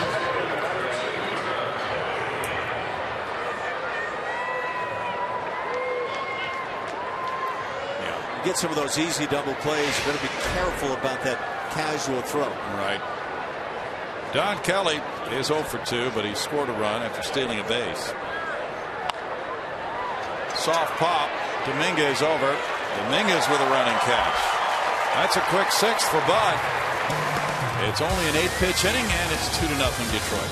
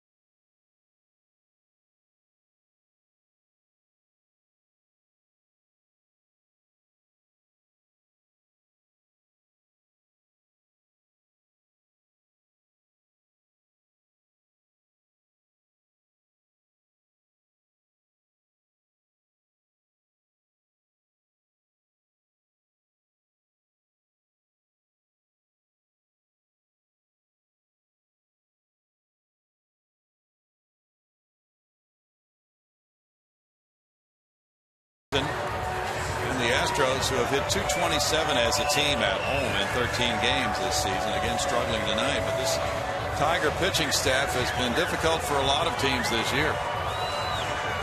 That strong starting rotation and a bullpen which showed its strength last night.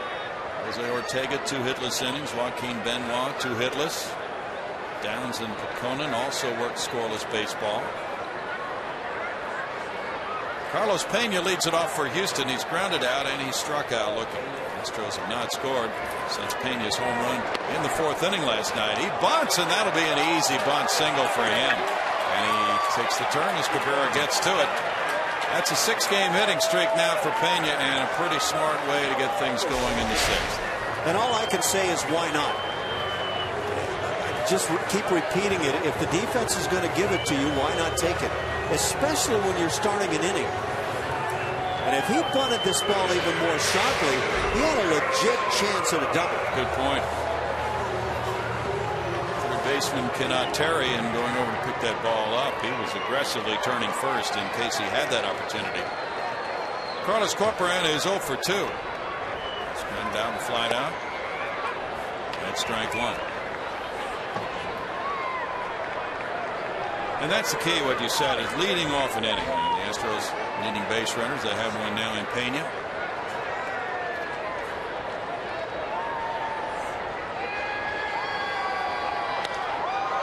Soft pop, and the catcher Avila comes back. 1 out. Some of you watching this game right now don't have CSN in your own home. If your TV provider doesn't carry CSN yet, call and tell them you want CSN so you can have the very best coverage of your Astros. This is your network, Astros fans. You deserve it. To get the facts, go to iwantcsnhouston.com. That's right. If you want Alan Ashby to wear a yellow tie, all you have to do is say so. You know what? I could do. I've got 3 of those actually at home. I'm ready to come any day of the week with yellow. Chris Carter takes strike 1. Eric Young, by the way, is jealous of your ties, and we might have to arrange a swap meet between the two. I've got a feeling he's got a whole boatload of good-looking ties. He has one of those purple Colorado Rocky-ish colors that you might like to have. Pretty slick. Carter's 1 for 2, a single up the middle. He bounces this one foul. 0-2. I can't imagine EY with anything that's not slick. Eric Young, in April of 1993, as a leadoff batter for the Colorado Rockies in their franchise history. Before a crowd of 80,225, hit a home run. He did not hit another one at home that year until 79 games later. Ground ball to third. Here's Cabrera going to second. And the turn. Oh, the tag had to be made by fielder at first as Infante's throw drifted offline. But they got the double play. 5-4-3 to end the 6th inning with Detroit in front 2-0.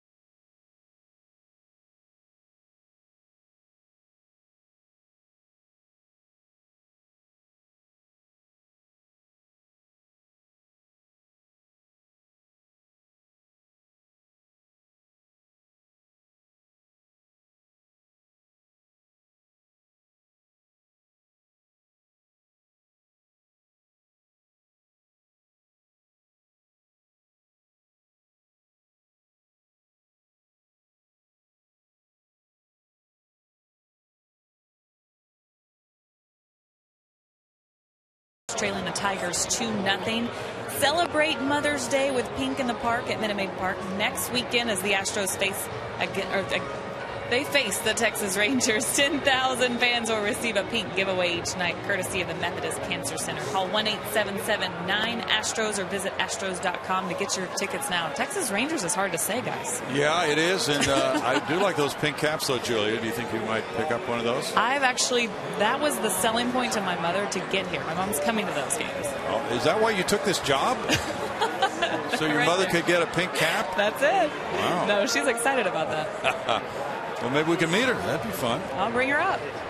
Bud Norris is going to the 7th inning, and he's keeping his club right in this game, trailing 2-0. He's given up run-producing singles by Johnny Peralta, who's at the plate now, and Victor Martinez. 92 pitches for Bud, and that is an appeal to first and strike one. By Scott Berry. Bud Norris worked 7 innings in that game in Anaheim earlier this year, back on the 12th of April. And that's one that we talked about it in the open tonight. And Bud's trying to go out there, and even though that one was a shutout effort over 7, this is very strong for Bud. Now back against this hard-hitting team.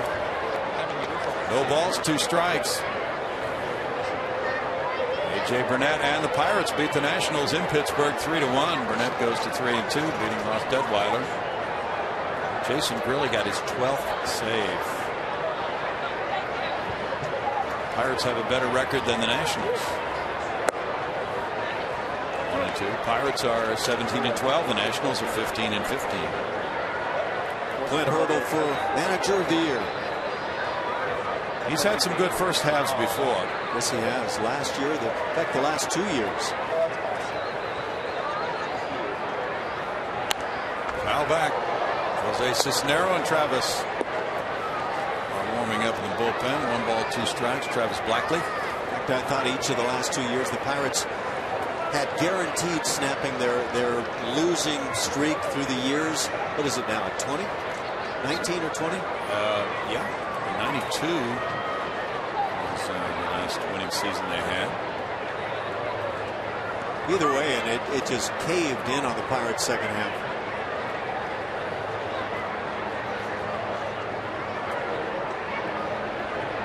Athletics blanked the Yankees at Yankee Stadium 2-0. A.J. Griffin for the win. C.C. Sabathia. Tap foul. Still a 1-2 count. Grant Balfour got his 4th save. Adam Rosales led off the game with a homer off Sabathia.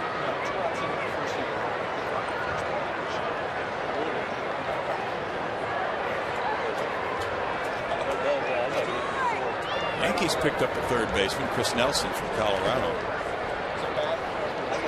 That looked like a weak position for them in the series. The Astros there. With Jason Nix playing 3rd. Of course, A-Rod down for who knows how long. And I'm not sure that folks in New York are anxious for A-Rod to come back. Well, now they've lost Kevin Youkilis as well. He's on the disabled list. In tight. 3 balls, 2 strikes. I'll hand it to the Yankees, though. They've found a way to keep winning. Yes. And you look at their disabled list, it is unbelievable with Derek Jeter and A-Rod and Curtis Granderson and Mark Teixeira and on and on. They're pitching Ivan Nova.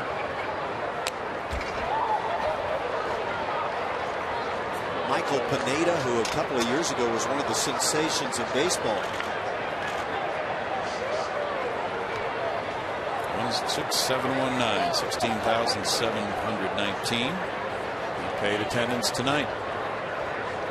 Phillies dropped the Marlins 4-1 in Philadelphia. Pettibone the winner. Nolasco lost it. It bounced off the chest protector. And it's ball 4. Peralta takes a leadoff walk. That's walk number 3. Just as we promised earlier in the game, it's Miller time. Brought to you by Miller Lime. We take a look at the game of Bud Norris. It's pretty strong for Bud tonight.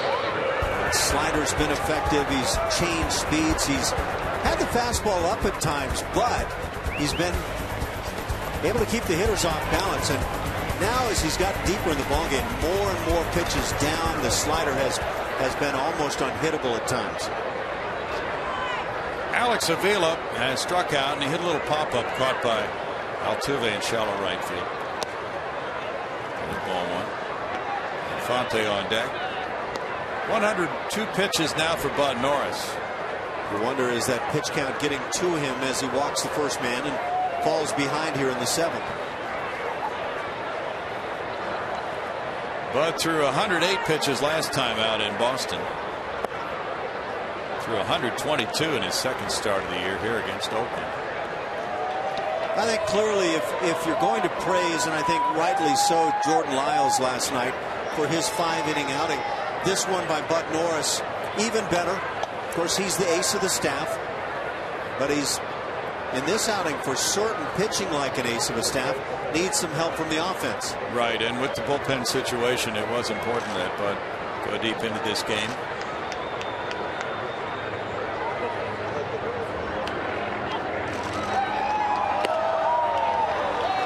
That's a strike, and that makes it 2-1 to Avila. But by the way, a season high of 122 pitches against Oakland back in early April. So he can go deep. I would imagine this is his last inning, though. Reds beat the Cubs at Wrigley Field 6-5. Mike Leake was the winner, beating Carlos Villanueva. J.J. Hoover saved it. Throw over first.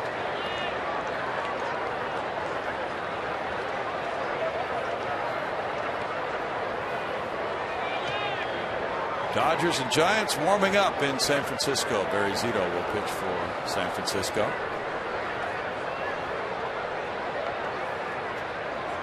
Runner going here. There's a bouncer foul. Walter took off. The count goes to 2-2. I think Carlos Corcoran was going to get his man right here. He had a very good shot.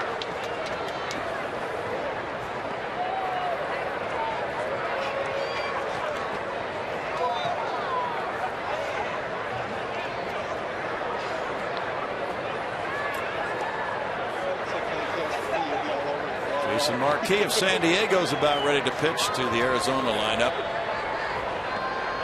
in San Diego tonight. Royals and Angels are about to get underway as well in Anaheim.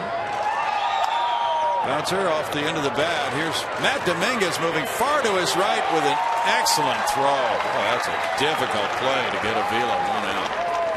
He was well off the line. Make it look routine, young man. I'd say for most guys, go ahead and plant the right foot and make a good, accurate throw. I don't know that it matters for this guy. And he just acts so nonplussed on the field. Yeah, I know how to play with the leather. Well, he showed his range on that one. From where he was positioned, and you got to see it on that excellent replay, he had to go several steps to his right and then cross over the foul line and make that off-balance throw. Avila grounding out, and now Peralta at second for Omar Infante. Infante singled up the middle in the 5th inning. He's 1 for 2.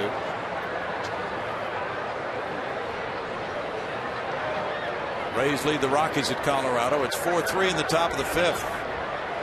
Desmond Jennings hit home run number 4 for the Rays. Michael Kadire number 6. Josh Rutledge number 4 for the Rocks.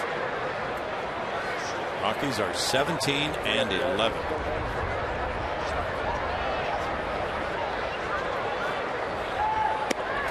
Shortening up on it. Infante takes it, and it's ball 1. If I asked you for your biggest surprise in terms of the 30 major league clubs this first month of the season, where would you go? It could be a surprise either way. Yes. Well, the Angels being 10-18. It's a big one. Yeah. Toronto 10-19. That might be the largest. What would yours be? I don't know where I go. The Angels have spent so much money. You mentioned Toronto. They did as well. Big deals that were supposed to make them the beast of the East, and they are simply hanging out on the bottom. Kansas City's been a big surprise. True. Popped up. Pena over to see if he might have a shot, and he does not.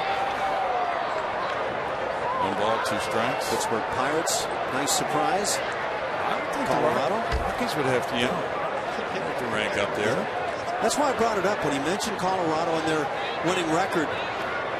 Clearly, baseball experts weren't pointing toward that one. No. It's 1 month and a lot can change, but a very nice start. Shelby Miller and the Cardinals lead at Milwaukee 4-0, bottom of the 6th inning. Holiday hit his 4th. Altuve was dancing towards second. Now he returned to his position, and there's a strike. And it's strike 3. 2 outs. Number 7 for Bud Norris. Omar Infante might declare this is one of the tough sliders he's seen all year. He's had a couple of these swings tonight. It's a strikeout high this season for Bud. His major league high 14 in a game back in 2010 against the Pirates. Andy Dirks single to right in the 5th. He's 1 for 3. Rick Ankiel made a good play on his liner in the 3rd inning.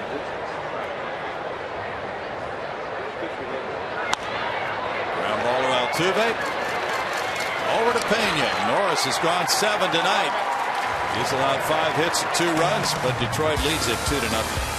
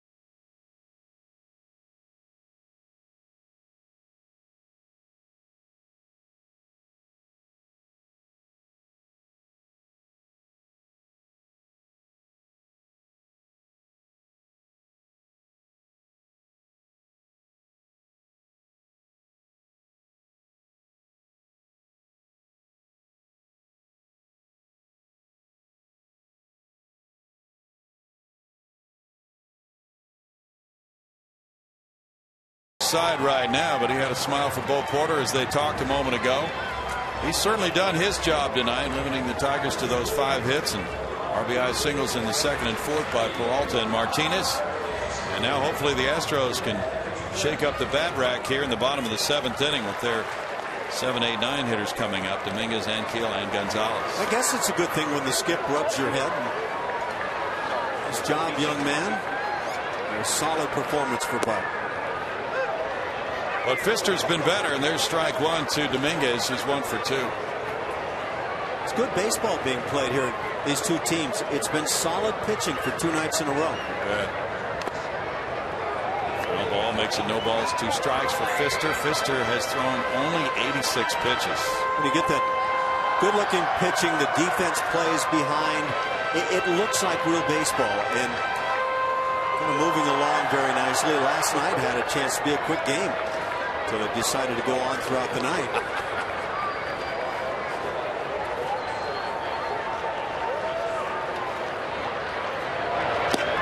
Floats outside to Dominguez, and it's a 1-ball, 2-strike count to Matt.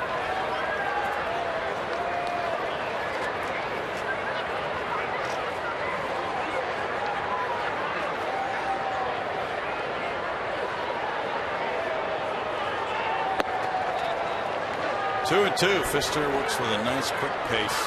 Does the windup is almost frantic as he begins it.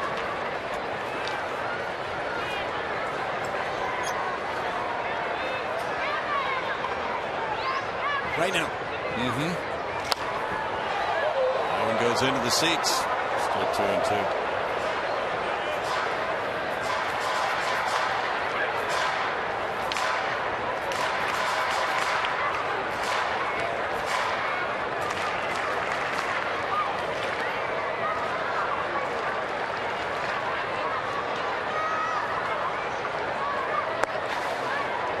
3 balls, 2 strikes. From time to time, his curveball has a lot of side-to-side movement on it.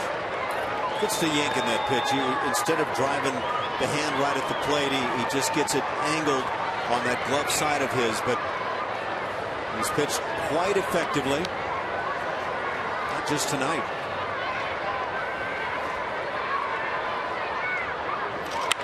Dominguez rips a liner into the left field corner. Dirks over the plate. It pops up on the wall, and that gives Dominguez a chance to get to second. That's a leadoff double, his 7th 2-base hit. That ball did not kick straight back to the left fielder. It popped up in the air. Matt Dominguez has not gotten under any balls that he's really juiced this year. He's just squaring them up, but you can handle that. The kid's turning into a steady, everyday player. First extra base hit of the night for the Astros. Their 6th. Rick Ankiel takes ball 1 to him. He struck out looking in the 3rd, and he walked on a 3-2 pitch in the 4th to load the bases. Marwin Gonzalez would be next. Ankiel takes the changeup, and it's a 2-0 count. Drew Smiley, a lefty, and Albuquerque, a right-hander, warming up for Detroit.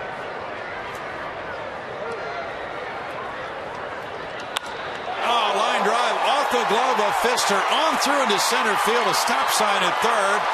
That ball was absolutely ripped. The fans are yelling down at the Astros third base coach, Dave Tremblay. That ball was smoked. I cannot believe he was not sending Dominguez. Dangerous line drive. That's very close to the head.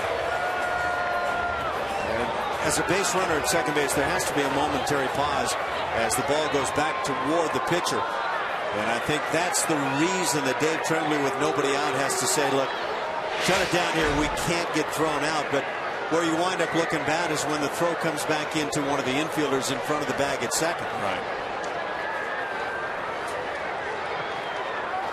But in a 2-0 game, you're right. You cannot get that runner thrown out of the plate. That can kill an inning in a hurry. Or that toss back into the cutoff man before it even gets to second base makes it appear to the fans that they conceded the run, and they may have. Marwin Gonzalez is grounded out twice. Double play set up, and Cabrera's in on the grass at 3rd. Now he's backing up a couple of steps. And it's strike 1 call.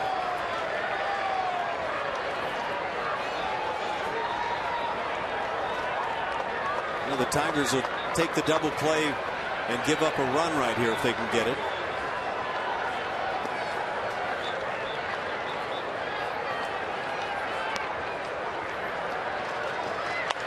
Bouncer headed for right field, and off the glove of Infante, it does get into right field. Dominguez scores. Ankiel takes 3rd, and Gonzalez is safe at second. It's 2-1.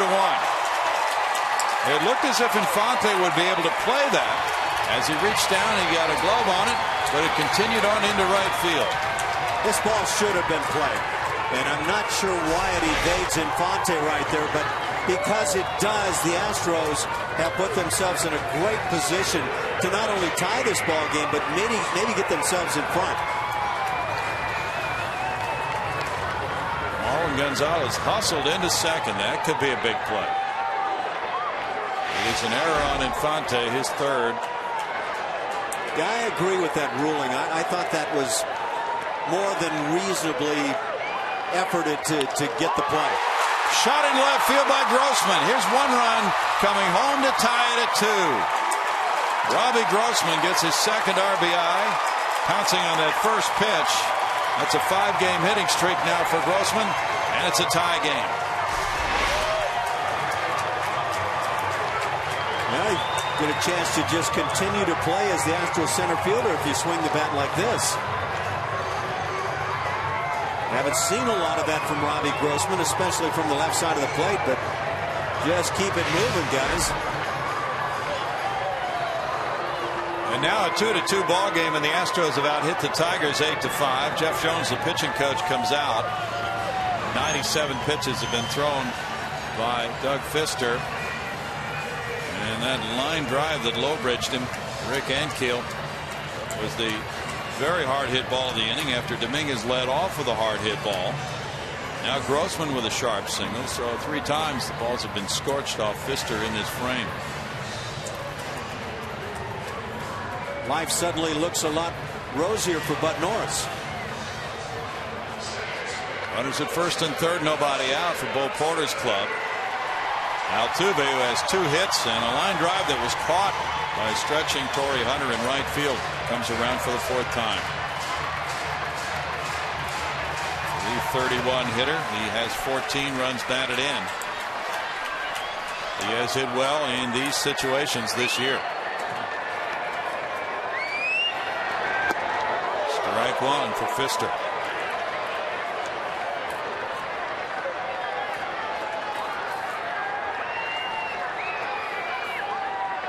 Altuve is 8 for 30 with men in scoring position, 267. He's fallen off some in that category.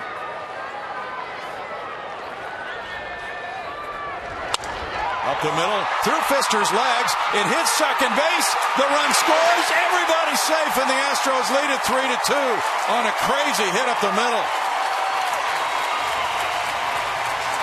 Right back through the middle between Pfister's legs and then hitting second, popping up in the air. 3rd hit for Altuve. You're living right when this winds up being a hit. And you have to say, honestly, the Astros haven't had many breaks, but they catch one here. Clearly a ball set up for a double play one way or the other. And instead nobody's out and another run scores. And Jim Leyland has to go to the hill. And the Astros lead at 3-2. Drew Smyly will be coming in for Detroit. And we'll tell you more about him as Altuve is giving the Astros the lead in just a moment.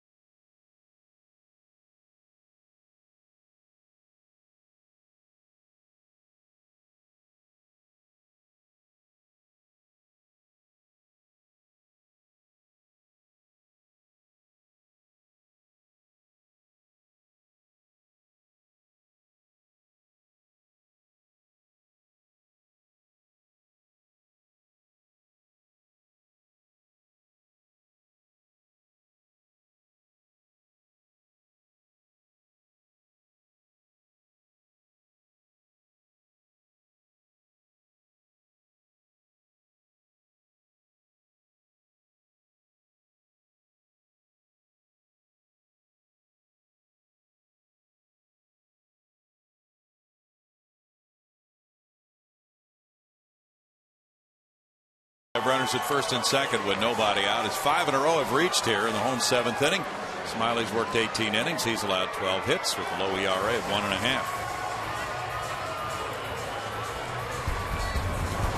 Matt Dominguez started the rally. A line drive double off the left field wall, and then there's the low bridge single by Rick Ankiel up the middle off the glove of the pitcher. Marlon Gonzalez reaching on the error, allowing a run to score, and then Robbie Grossman, after the hit by Altuve, is able to get to second base. Altuve drives in the go-ahead run, and it's 3-2.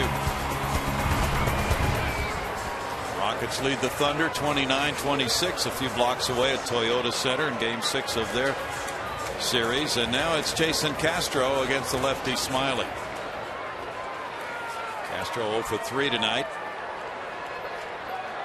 Nobody out, runners at first and second, and a big 7th inning rally for the Astros. Smiley's 23 years old. He's from Little Rock, Arkansas. Went to the University of Arkansas. 2nd round pick in the 2010 draft by the Tigers. 5 consecutive outings for Smiley without allowing an earned run. He was a candidate for the 5th starter spot in spring training along with Rick Porcello, who pitched last night. There's that Rockets Thunder score.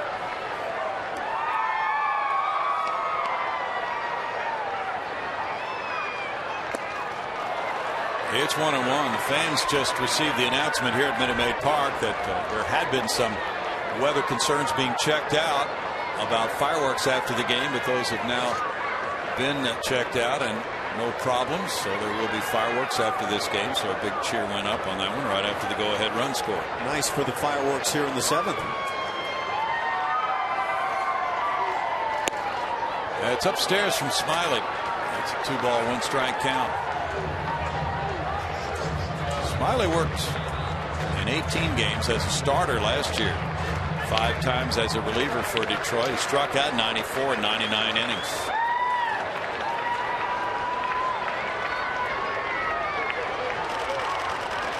Castro takes it. It's a strike. That makes it 2-2 for Jason. Well, if he's going to bring an 89-mile-an-hour fastball, and then you see that he was able to strike out more or just close to a man an inning a year ago, he's got something else in there, breaking balls, change-up, to produce all those strikeouts.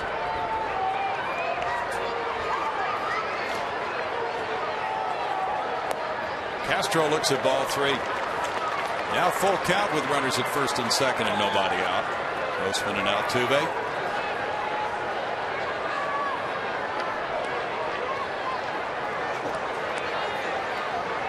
Big pitch as the Astros look for a little bit bigger lead. Lefty hitting Carlos Pena is on deck. Castro fouls it with a good cut. There's that fastball in the hands that we suggested that maybe Castro might start seeing more of, as he has that ability to hit the pitch away.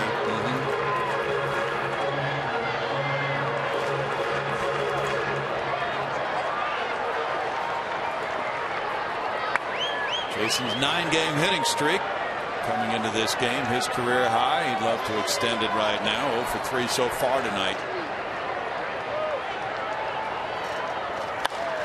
Fly ball out to left center field. Dirks is over for it and calling. Here's the tag at second being made by Grossman, but he'll hold as Dirks' throw is a very good one into third base. 1 out. Yeah, with my heart, I thought initially this might be a tag up and move situation for Robbie Grossman, but he made a wise choice. Carlos Pena bunted for a single leading off the 6th inning. He's 1 for 3.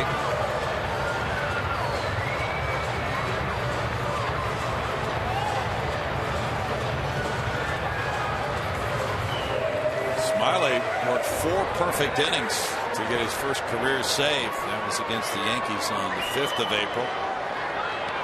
First save of 4 more innings by a Tiger pitcher since 04, Esteban Yan against Texas.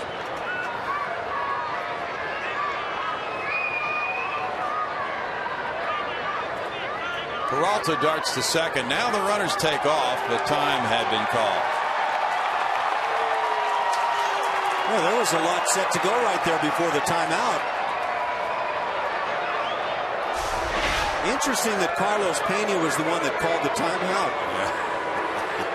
It looked like a lead runner stealing kind of a situation, because Robbie Grossman, the trail runner, was a step behind. He was only able to see the lead runner go and then decide to go. Yeah, Bo Porter looked a little unhappy at that when home plate umpire Marty Foster was pointing to Pena, saying he's the one who called timeout. Looked like Bo had a play on. Don't blame me. It's your guy that did it. Yeah.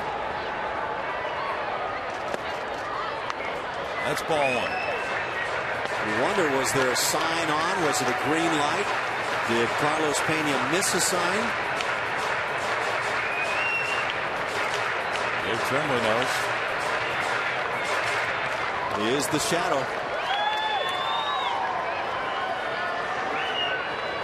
9 hits for the Astros, 5 for Detroit.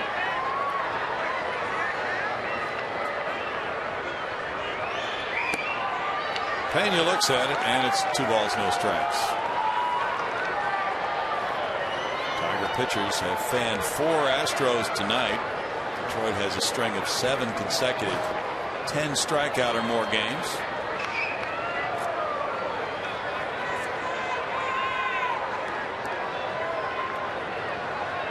Pfister was 6 innings plus, but things have caved in on him here in the 7th.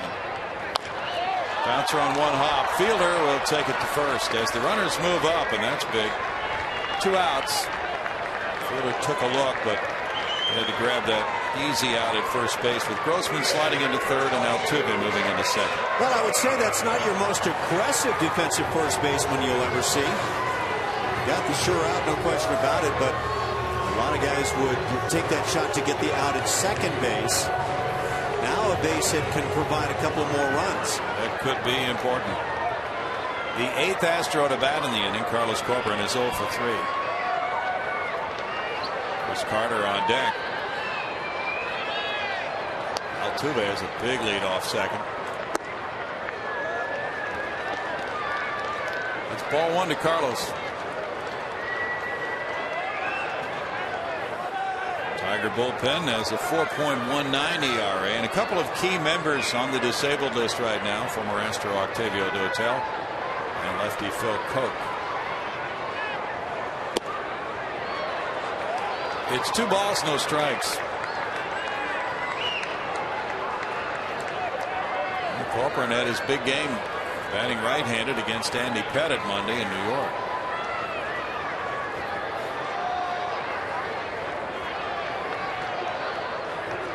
He's hitting .368 against lefties.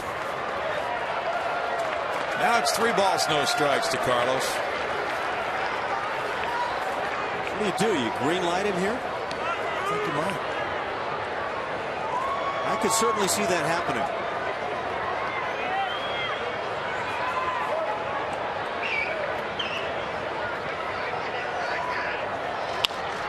He is swinging, and it's a foul ball. It's not a bad idea. You get a guy that's been swinging it well. He's carrying some confidence. It's a 3-0 count. You're 99% sure you're going to get a fastball. And a lot of times it's just being thrown for the center of the plate.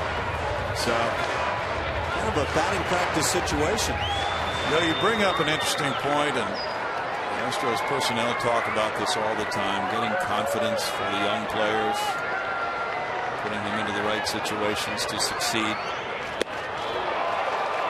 3-2 now.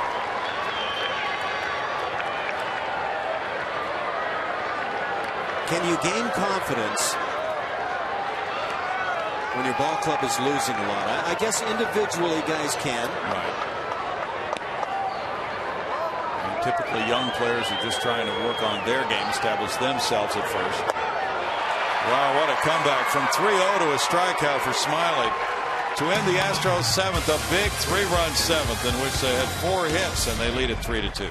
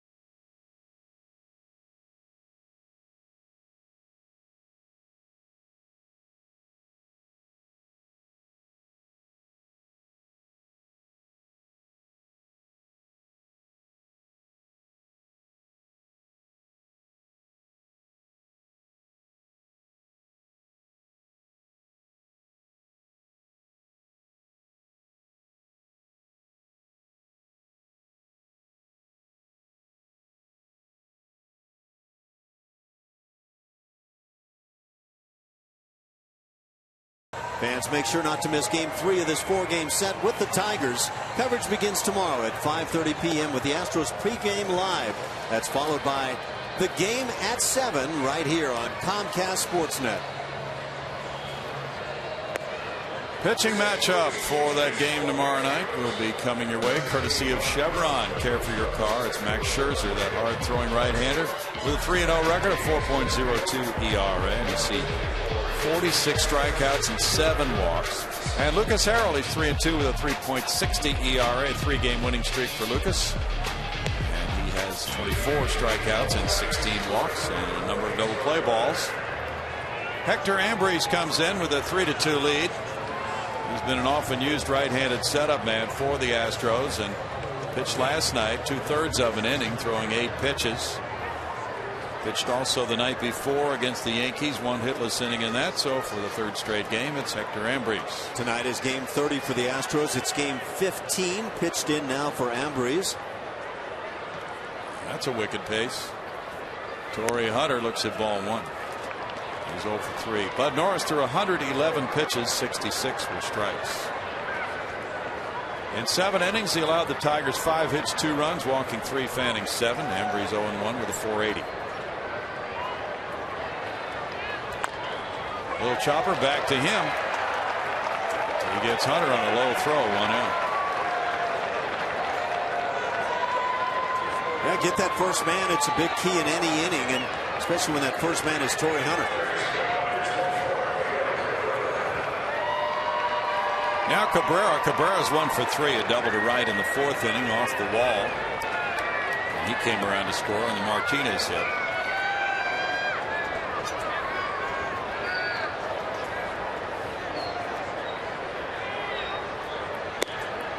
Ambrose delivers ball 1.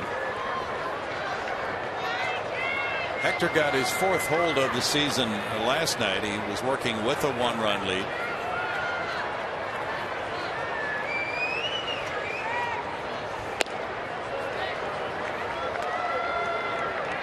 Two balls, no strikes.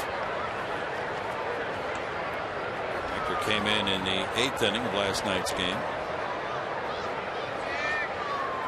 Got a double play ball, and then he left, and Wesley Wright came in. 2 balls and a strike to Cabrera. A little filthy right there on the 2-0. It's this slide piece breaking straight downward. Ambrose threw 27 pitches at New York 2 nights ago. There's a drive left field. It's going foul. The Astros have inserted Brandon Barnes in the game in center field. Bobby Grossman moving from center field to left field. And Chris Carter leaves the game going 1 for 3 as the left fielder.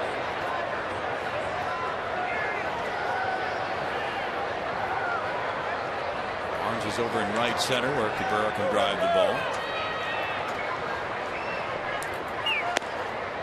Lays off, and it's ball 3. Full count to Miguel Cabrera. His fielder on deck.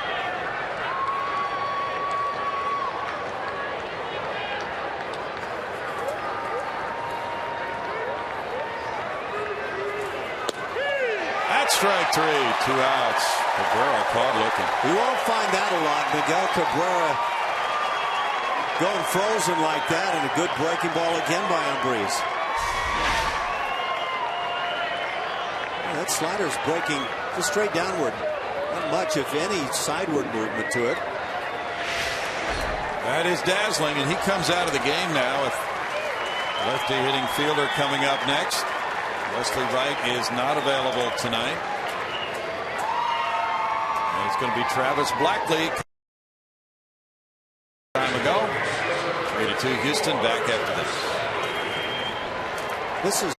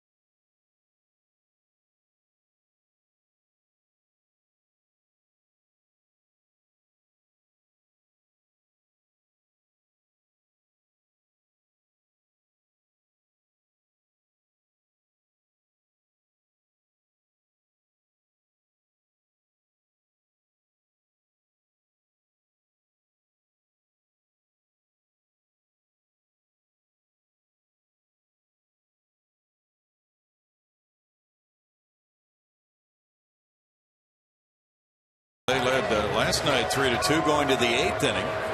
Here with 2 outs in the 8th inning, Travis Blackley enters the picture with an ERA of 4.00 after 9 innings of work. Bringing in Travis Blackley for Bo Porter is a split decision move. If you're looking at what Prince Fielder does, he tears up left-hand pitching to the tune of about 100 points better this year than against right-hand pitching. On the flip side, Travis Blackley has been very effective against left-hand hitting, so you pick the side of the coin you like. Inside, and that's ball 1 to Fielder, who's walked twice tonight. Left-hand batters have hit just 0.56 against Blackley. So do you go with what Fielder does or what Blackley does? Blackley worked an inning and a third last night.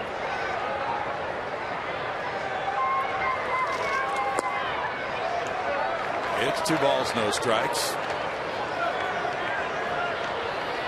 Blackley entered the game in the 6th inning last night.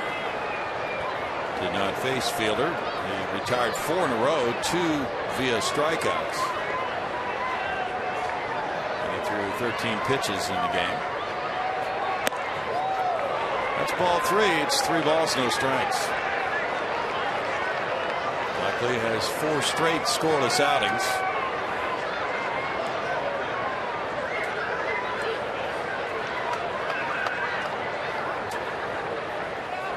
Retired the first batter in 5 of his 6 outings as an Astro.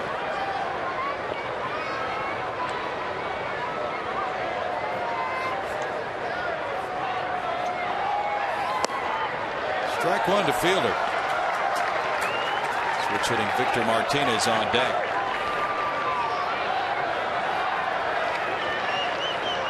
Astros lead it by 1. They've out hit the Tigers by 4, 9-5.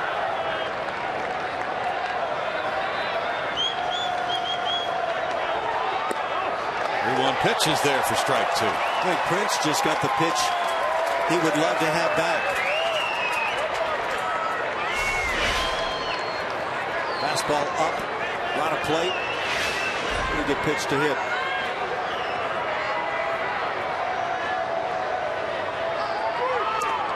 Ball 4 to Fielder, his 3rd walk of the night.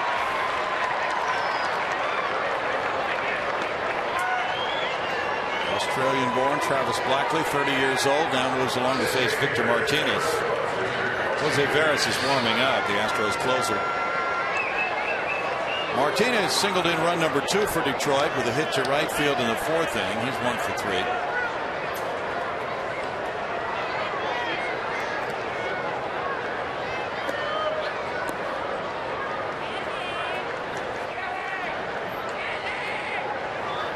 Blackley came from Oakland in a trade for AAA outfielder Jake Gilbert. April 4th.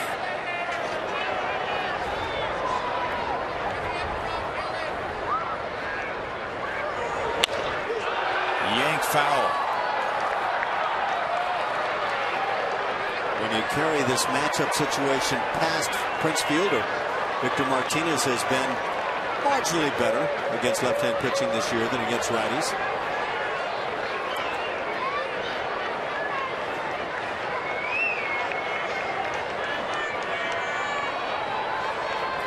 Martinez has excellent hitting credentials from his Cleveland days.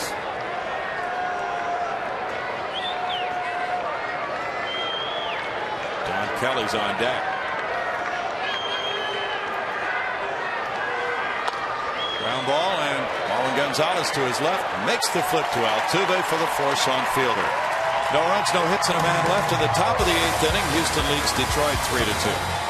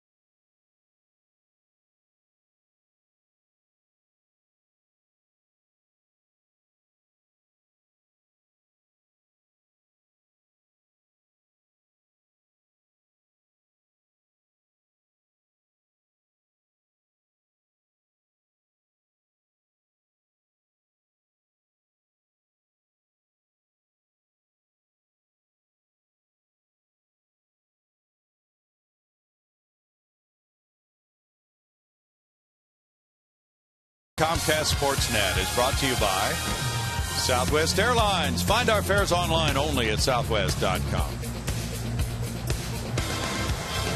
One-run ball game here, bottom of the 8th inning approaching at Minute Maid Park, where it's Houston 3, Detroit 2. The Astros looking for insurance. Coming up here in the 8th inning with Brandon Barnes to lead it off. He was inserted as a defensive replacement and is in center field, batting in the number 6 spot, which was occupied by Chris Carter. Barnes at .333 for 48 at bats. Has 1 homer, 6 runs batted in. That's Don Kelly out in center field, his opposite number. Barnes 1 for 1 as a pinch hitter. This is not a pinch hit at bat, but first time up for him tonight, and there's strike 1. Brandon has been at times really electrifying with what he's done with his legs. He has 3 steals in 4 tries. He's made great catches in the outfield. So the Astros would love to get him on and have him provide the catalyst for Mr. Jose Veras, the closer. Give him a little bit more of a pad. Well, Brandon doesn't look like that starry-eyed kid trying to impress his family and friends in the big leagues anymore. It really looks like a guy who feels he belongs.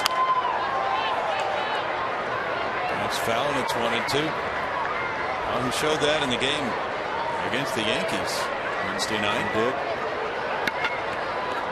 And he got that hit off Mariano Rivera, and then he was really determined to steal a base off Rivera. Seemed to have a good jump, but then there was a line drive double play. He provided a chance to make something happen, but fortune was not on the side of the Astros. Driven to Kelly in center field. Kelly backs and takes care of out number 1. Julia? Hey guys, MLB.com at Bat is the #1 source for live baseball everywhere you go. Available for iPhone, iPad, Android, and BlackBerry 10. At Bat delivers Astros baseball with live audio, pitch tracking, stats, news, highlights, and more. Text at Bat to 31826 or visit Astros.com for details. Thanks, Julia. Matt Dominguez has been a factor tonight. A single to right field in the 4th. A double to start that go-ahead rally in the 7th. 0-1 on a breaking pitch from Drew Smiley. Mets and Braves are in the 10th in Atlanta. Mets just took the lead 6-5. They're still batting. Rolled out to shortstop where Johnny Peralta takes care of out number 2. And Rick Ankiel will be the batter. John Buck at his 10th homer tonight for the Mets. What a start, man. He had a miserable year last year with the Marlins. Ankiel has a walk and a single that low-bridged Fister off his glove on through into center field. A real screamer.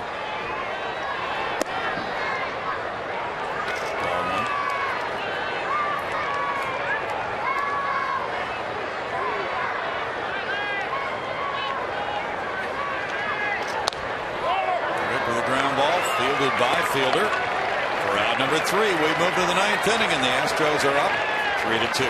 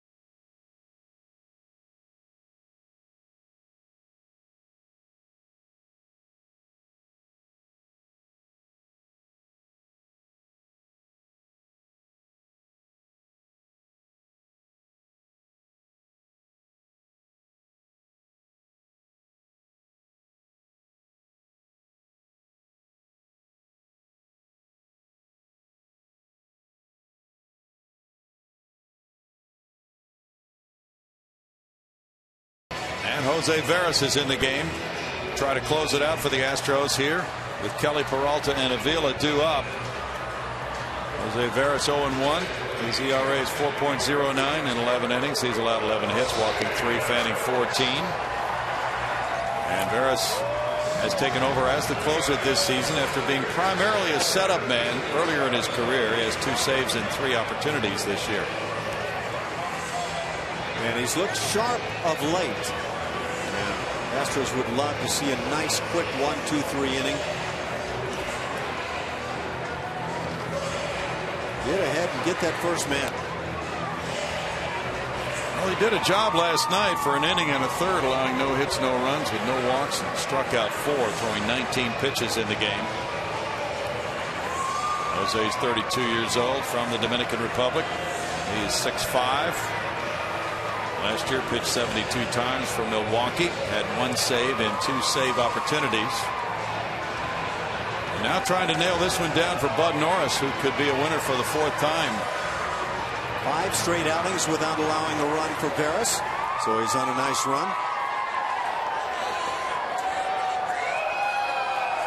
Don Kelly has been on base once. He's 0 for 3. Stole a base, scored a run, reached on a force play. Dominguez in tied at third. Ball 1 is upstairs at 92. Hector Ambrose worked 2/3 of an inning. He allowed no hits, no runs, and had a strikeout. Travis Blackley 1/3 of an inning. No hits, no runs with a walk.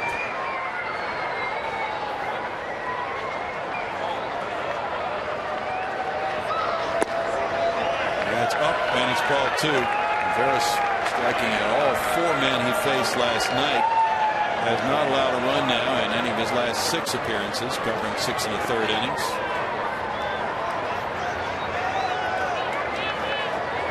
Since 2011, he has made 162 appearances. That's tied for 2nd in the majors. Matt Belisle has a few more.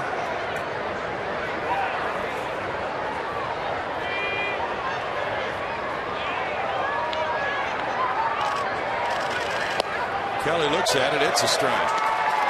2-1. Veras really had the sharp breaking stuff last night. Struck out all 4 hitters he faced. Jose Valverde is warming up for Detroit, former Astros closer.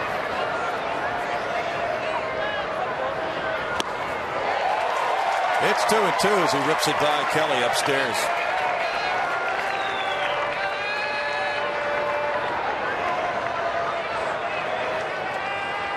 Rangers are blanking the Red Sox in Arlington 7-0 after 7. Eric Holland on the mound.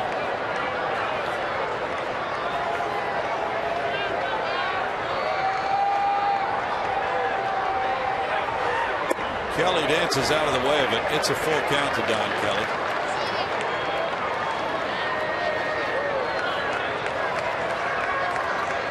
Peralta will be next.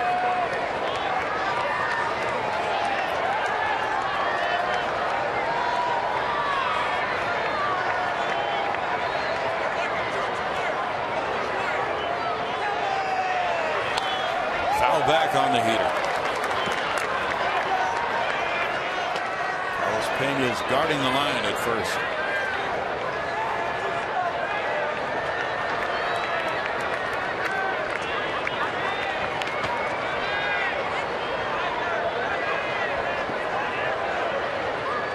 And Dominguez is not all that far off the line at third himself.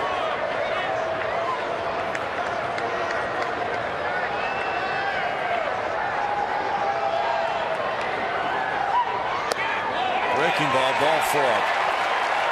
Kelly works a leadoff walk. It was a gutsy pitch. Trying to come and get the strikeout with the breaking ball, but missing below the knees. Nice job by Kelly to lay off. That ball starts in the strike zone. 5th walk by Astros pitchers tonight. Carlos Peña comes over with encouragement for Veras. Kelly stole second back in the 2nd inning. His first steal of the year, his first attempt. Johnny Peralta singled in a run in the 2nd. He has struck out and walked after that. There were 10 steals and 12 tries with Veras on the mound last year. Dominguez in tight at third. Strike. 0-1 to Peralta.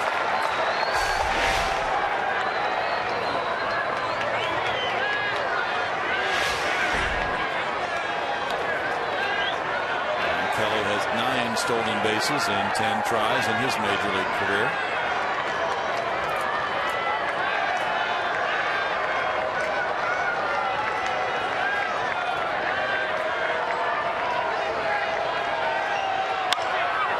High drive to center field. Barnes waiting. Here's Kelly tagging, and he will then gauge the throw and go back. Altuve going to his knees to make sure that ball didn't get away. The throw was drifting from Barnes, but by that time, runner had already turned around. Everybody's hollering, tagging. So you hustle the play and maybe rush it a little bit with that throw offline, but because he hustled the play, Kelly reads it and just simply decides, I better not go, can't risk it. That's the way to play it, though. Kelly forced the throw, and the runner can always turn around and go back.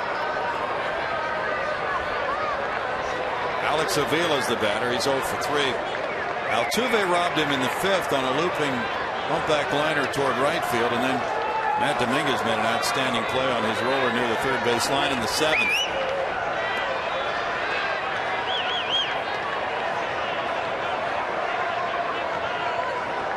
Omar Infante's on deck.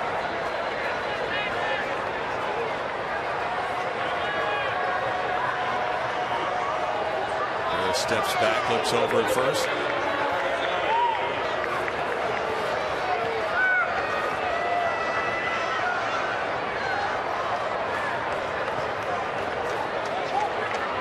Statue of Liberty play there, Ange. Love that play. I can tell you, for all the years, I've never seen a thing work with it.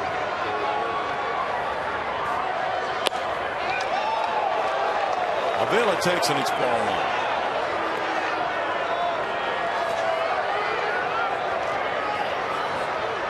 Alex has grounded into 3 double plays this season. Astros turned one of those back in the 6th inning on Victor Martinez.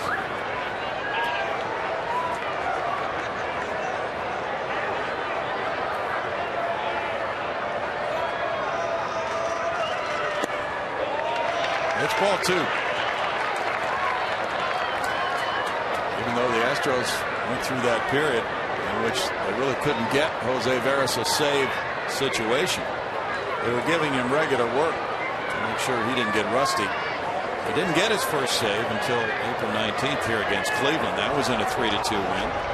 Got his second save here against Seattle on that same homestand, April 23rd. That was a 3-2 win. And now trying for his 3rd save in another potential 3-2 win.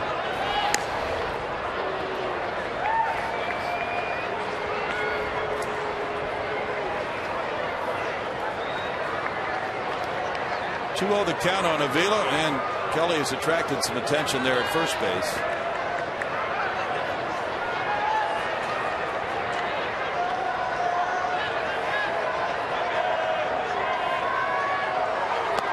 Avila looks at ball 3.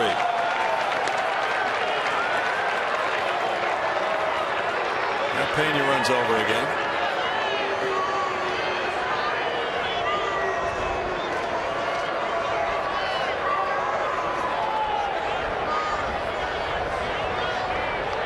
Much you could say.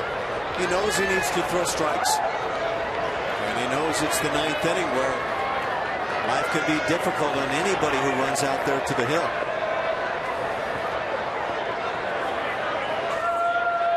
That 9th inning is about production.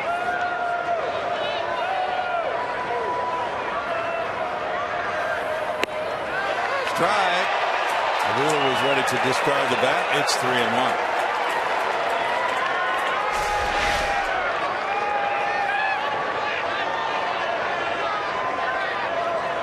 Framing by Carlos Corcoran.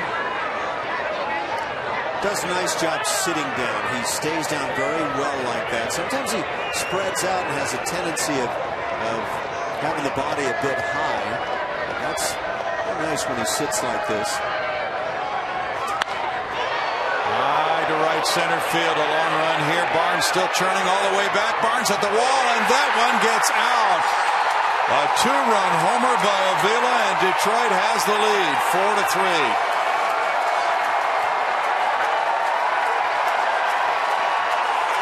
Well, there goes 6 straight outings without allowing a run for Veras, and now with the game on the line, it turns the other direction. We talked about Avila. He's got genuine pop when he's swinging it well, and he has not been swinging it well. That's home run number 4 for Avila. Fall behind in the count, it becomes very much a knowledgeable game. You're going to get fastball and just tee off.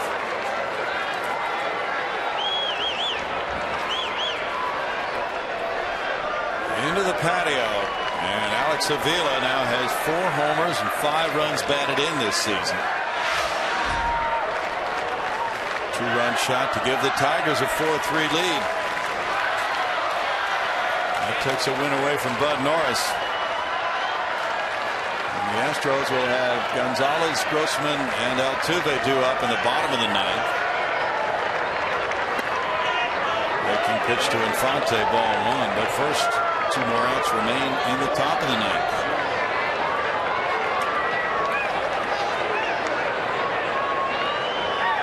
It's a 24th long ball for the Tigers. It's in for a strike. 1 ball, 1 strike.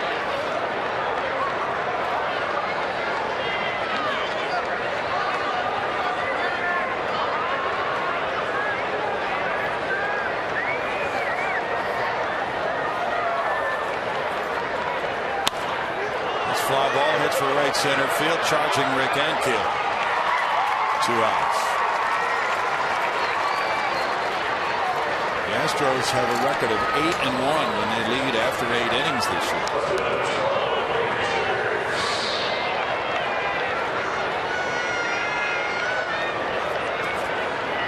Now back to Andy Dirks, the leadoff man. He's 1 for 4.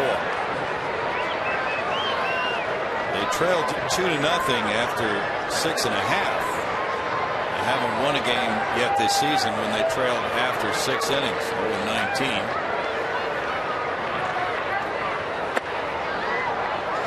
Ball 1 to Dirks.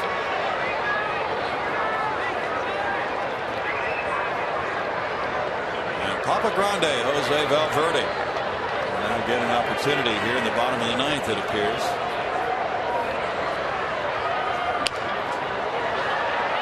Served into the crowd, and it's a 1 ball, 1 strike count.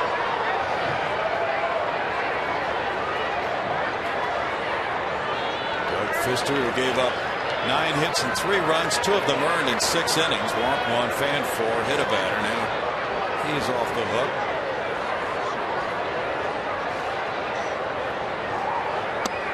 Breaking pitches there for a strike. 1-2 to Dirks.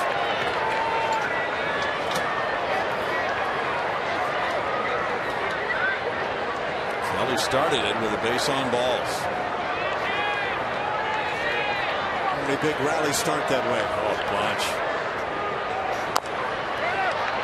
Bouncer Pena, and he will run to first and just barely get the out. All the Tigers are upset at that out call. And I think they should be.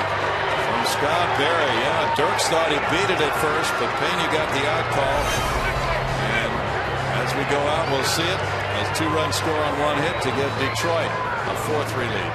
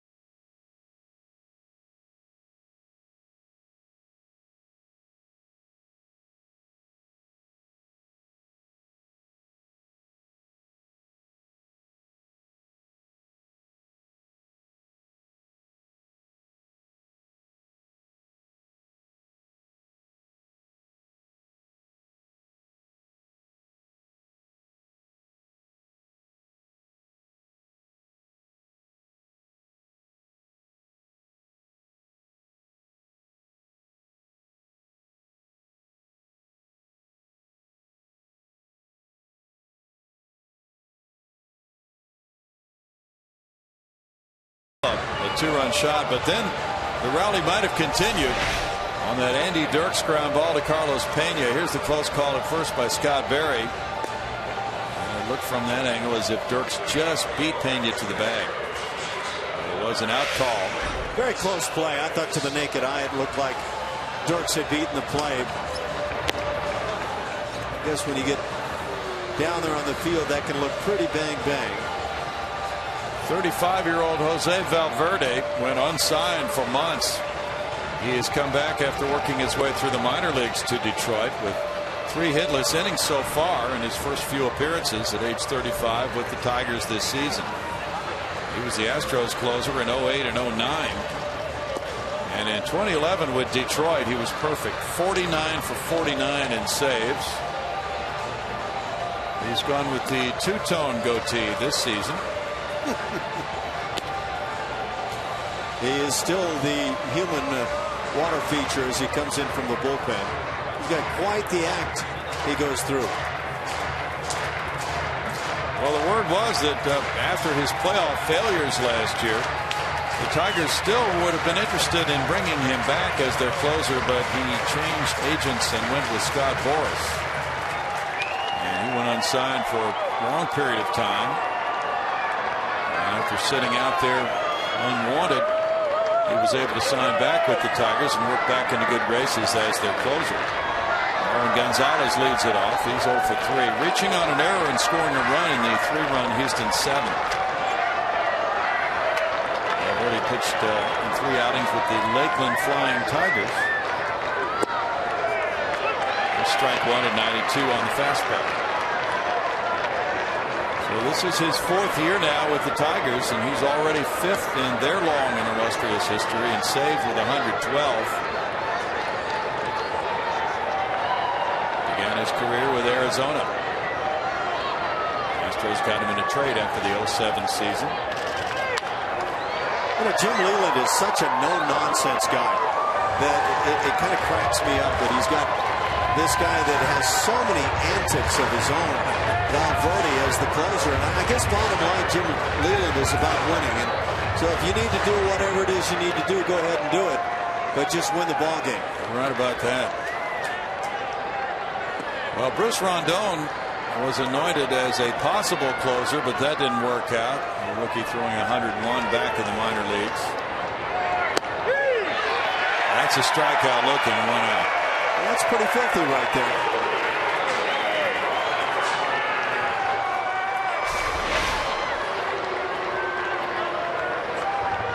Spotted just perfectly outside edge. Down around the knees. Valverde did a nice job for the Astros in 08. He had 44 saves and 51 opportunities. In 09, he was 25 for 29 and missed about 2 months with a right calf strain. Robbie Grossman singled in a run in the 7th. He's 1 for 3 and was hit by a pitch. Cabrera on the grass at 3rd. Valverde no longer throwing as hard as he did back in his heyday, but still with that effective split finger pitch. Was he a water fountain coming in an Astros uniform? I think he did that, yeah. Always had the big hop on his loaning the way in from the bullpen.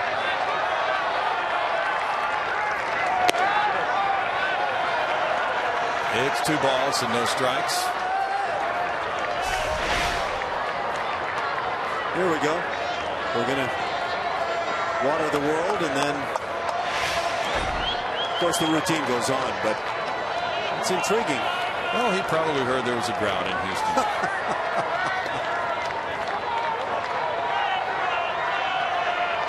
He's an engaging guy. He's really fun to be around. Yeah, that's what I've heard. Definitely has the closer's antics when he gets a save. But who doesn't anymore? Mariano Rivera? Mariano Rivera, he acts like he's done it before. 3 balls, no strikes now to Grossman with Altuve on deck. Shooting of arrows into the sky and bringing down whatever you can bring down. Right.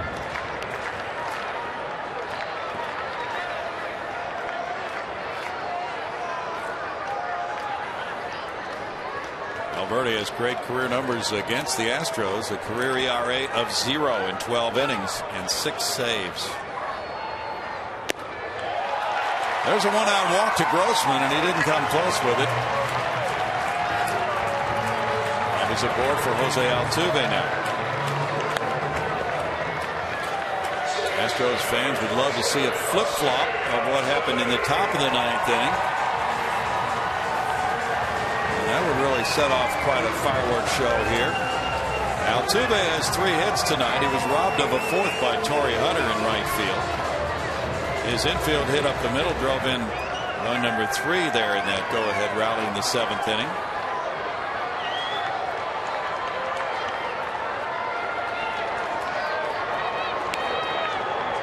Peralta and Infante set up to turn 2.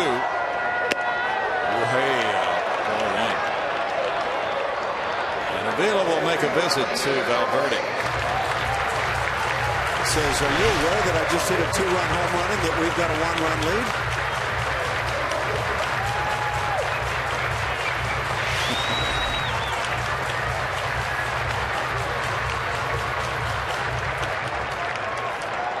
Valverde, those 3 hitless innings as a Tiger, had not walked anybody. Had struck out 2 in his first 3 outings. So he has his first blemish with that walk. Castro's on deck.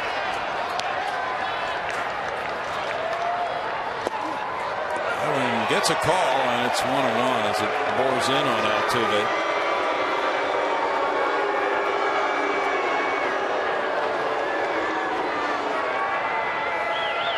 Last year, Valverde in 69 innings for the Tigers struck out 48.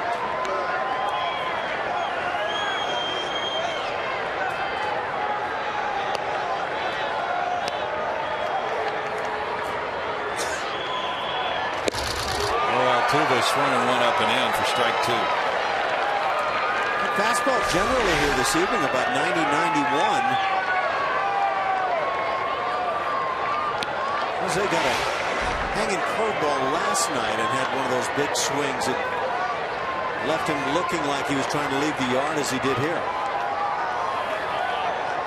And Valverde has lost miles per hour, no doubt about that, in his fastball.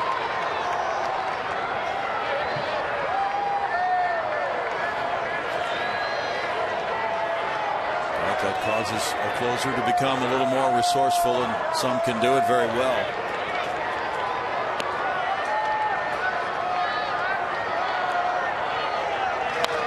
Foul back. Jose's not getting cheated. No, he's not.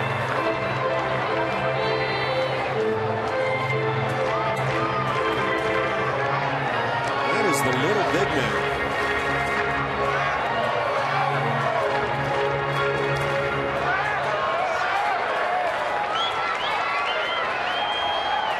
Valverde had 1 World Series appearance last year, gave up 2 runs in 1/3 of an inning. They're going, and it's foul back. Well, the Astros are not shy about that running game in the 9th. Well, on the previous pitch, Grossman didn't have much of a lead at all. That time he just took off. Valverde typically is slow to play. He's deliberate, no doubt. See what kind of jump it is. Not bad at all. Last year, opponents stole 12 bases in 13 tries against Valverde, and Avila throws well.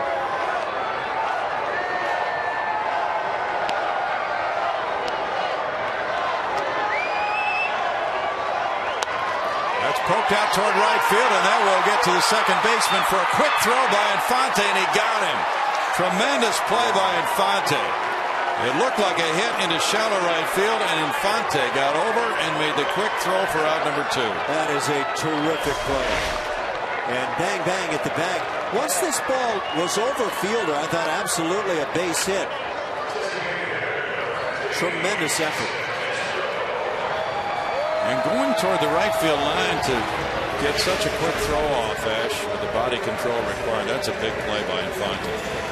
Surprisingly, the 7th inning was Infante unable to field a rather semi-routine ground ball hit by Barwin Gonzalez, but I guess such is the nature of the game. Well, that play was so much more difficult, you're right.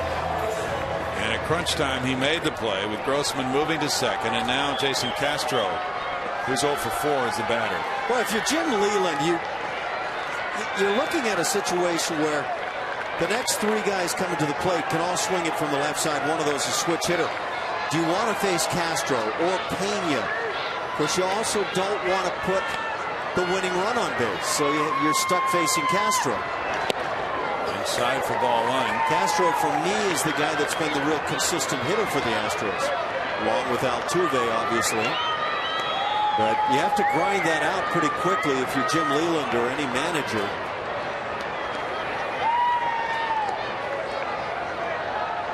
Grossman's trying to get as big a lead as he can off second, representing the potential tying run here in the ninth.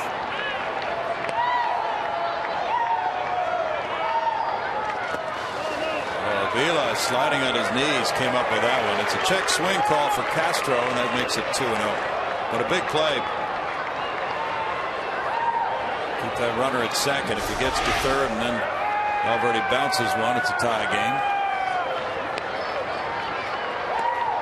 I don't think it's groove of fastball time at all for Valverde. And we're seeing him working breaking balls.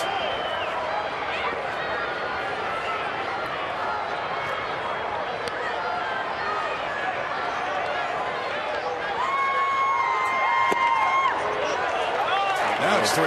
Comes back with a 90-mile-an-hour heater trying to find the plate. And their lineup facing Pena. Jose Cisneros is warming up for the Astros. I don't see this as one of those intentional, unintentional walks. But clearly Castro draws a lot of respect. He's certainly drawing a lot here. He really hasn't seen anything to swing at.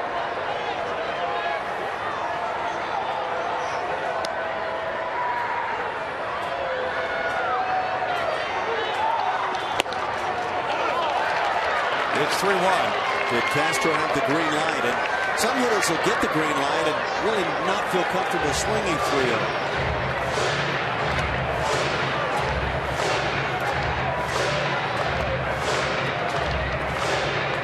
Tigers got their ninth straight quality start. It came from Doug Fister tonight. And Valverde's trying to nail it down. Smiley would be the winner if he does.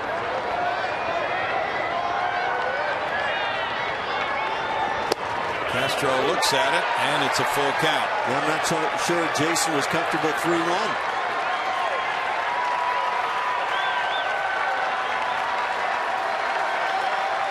Well, that was kind of a groove shot on the 3-1.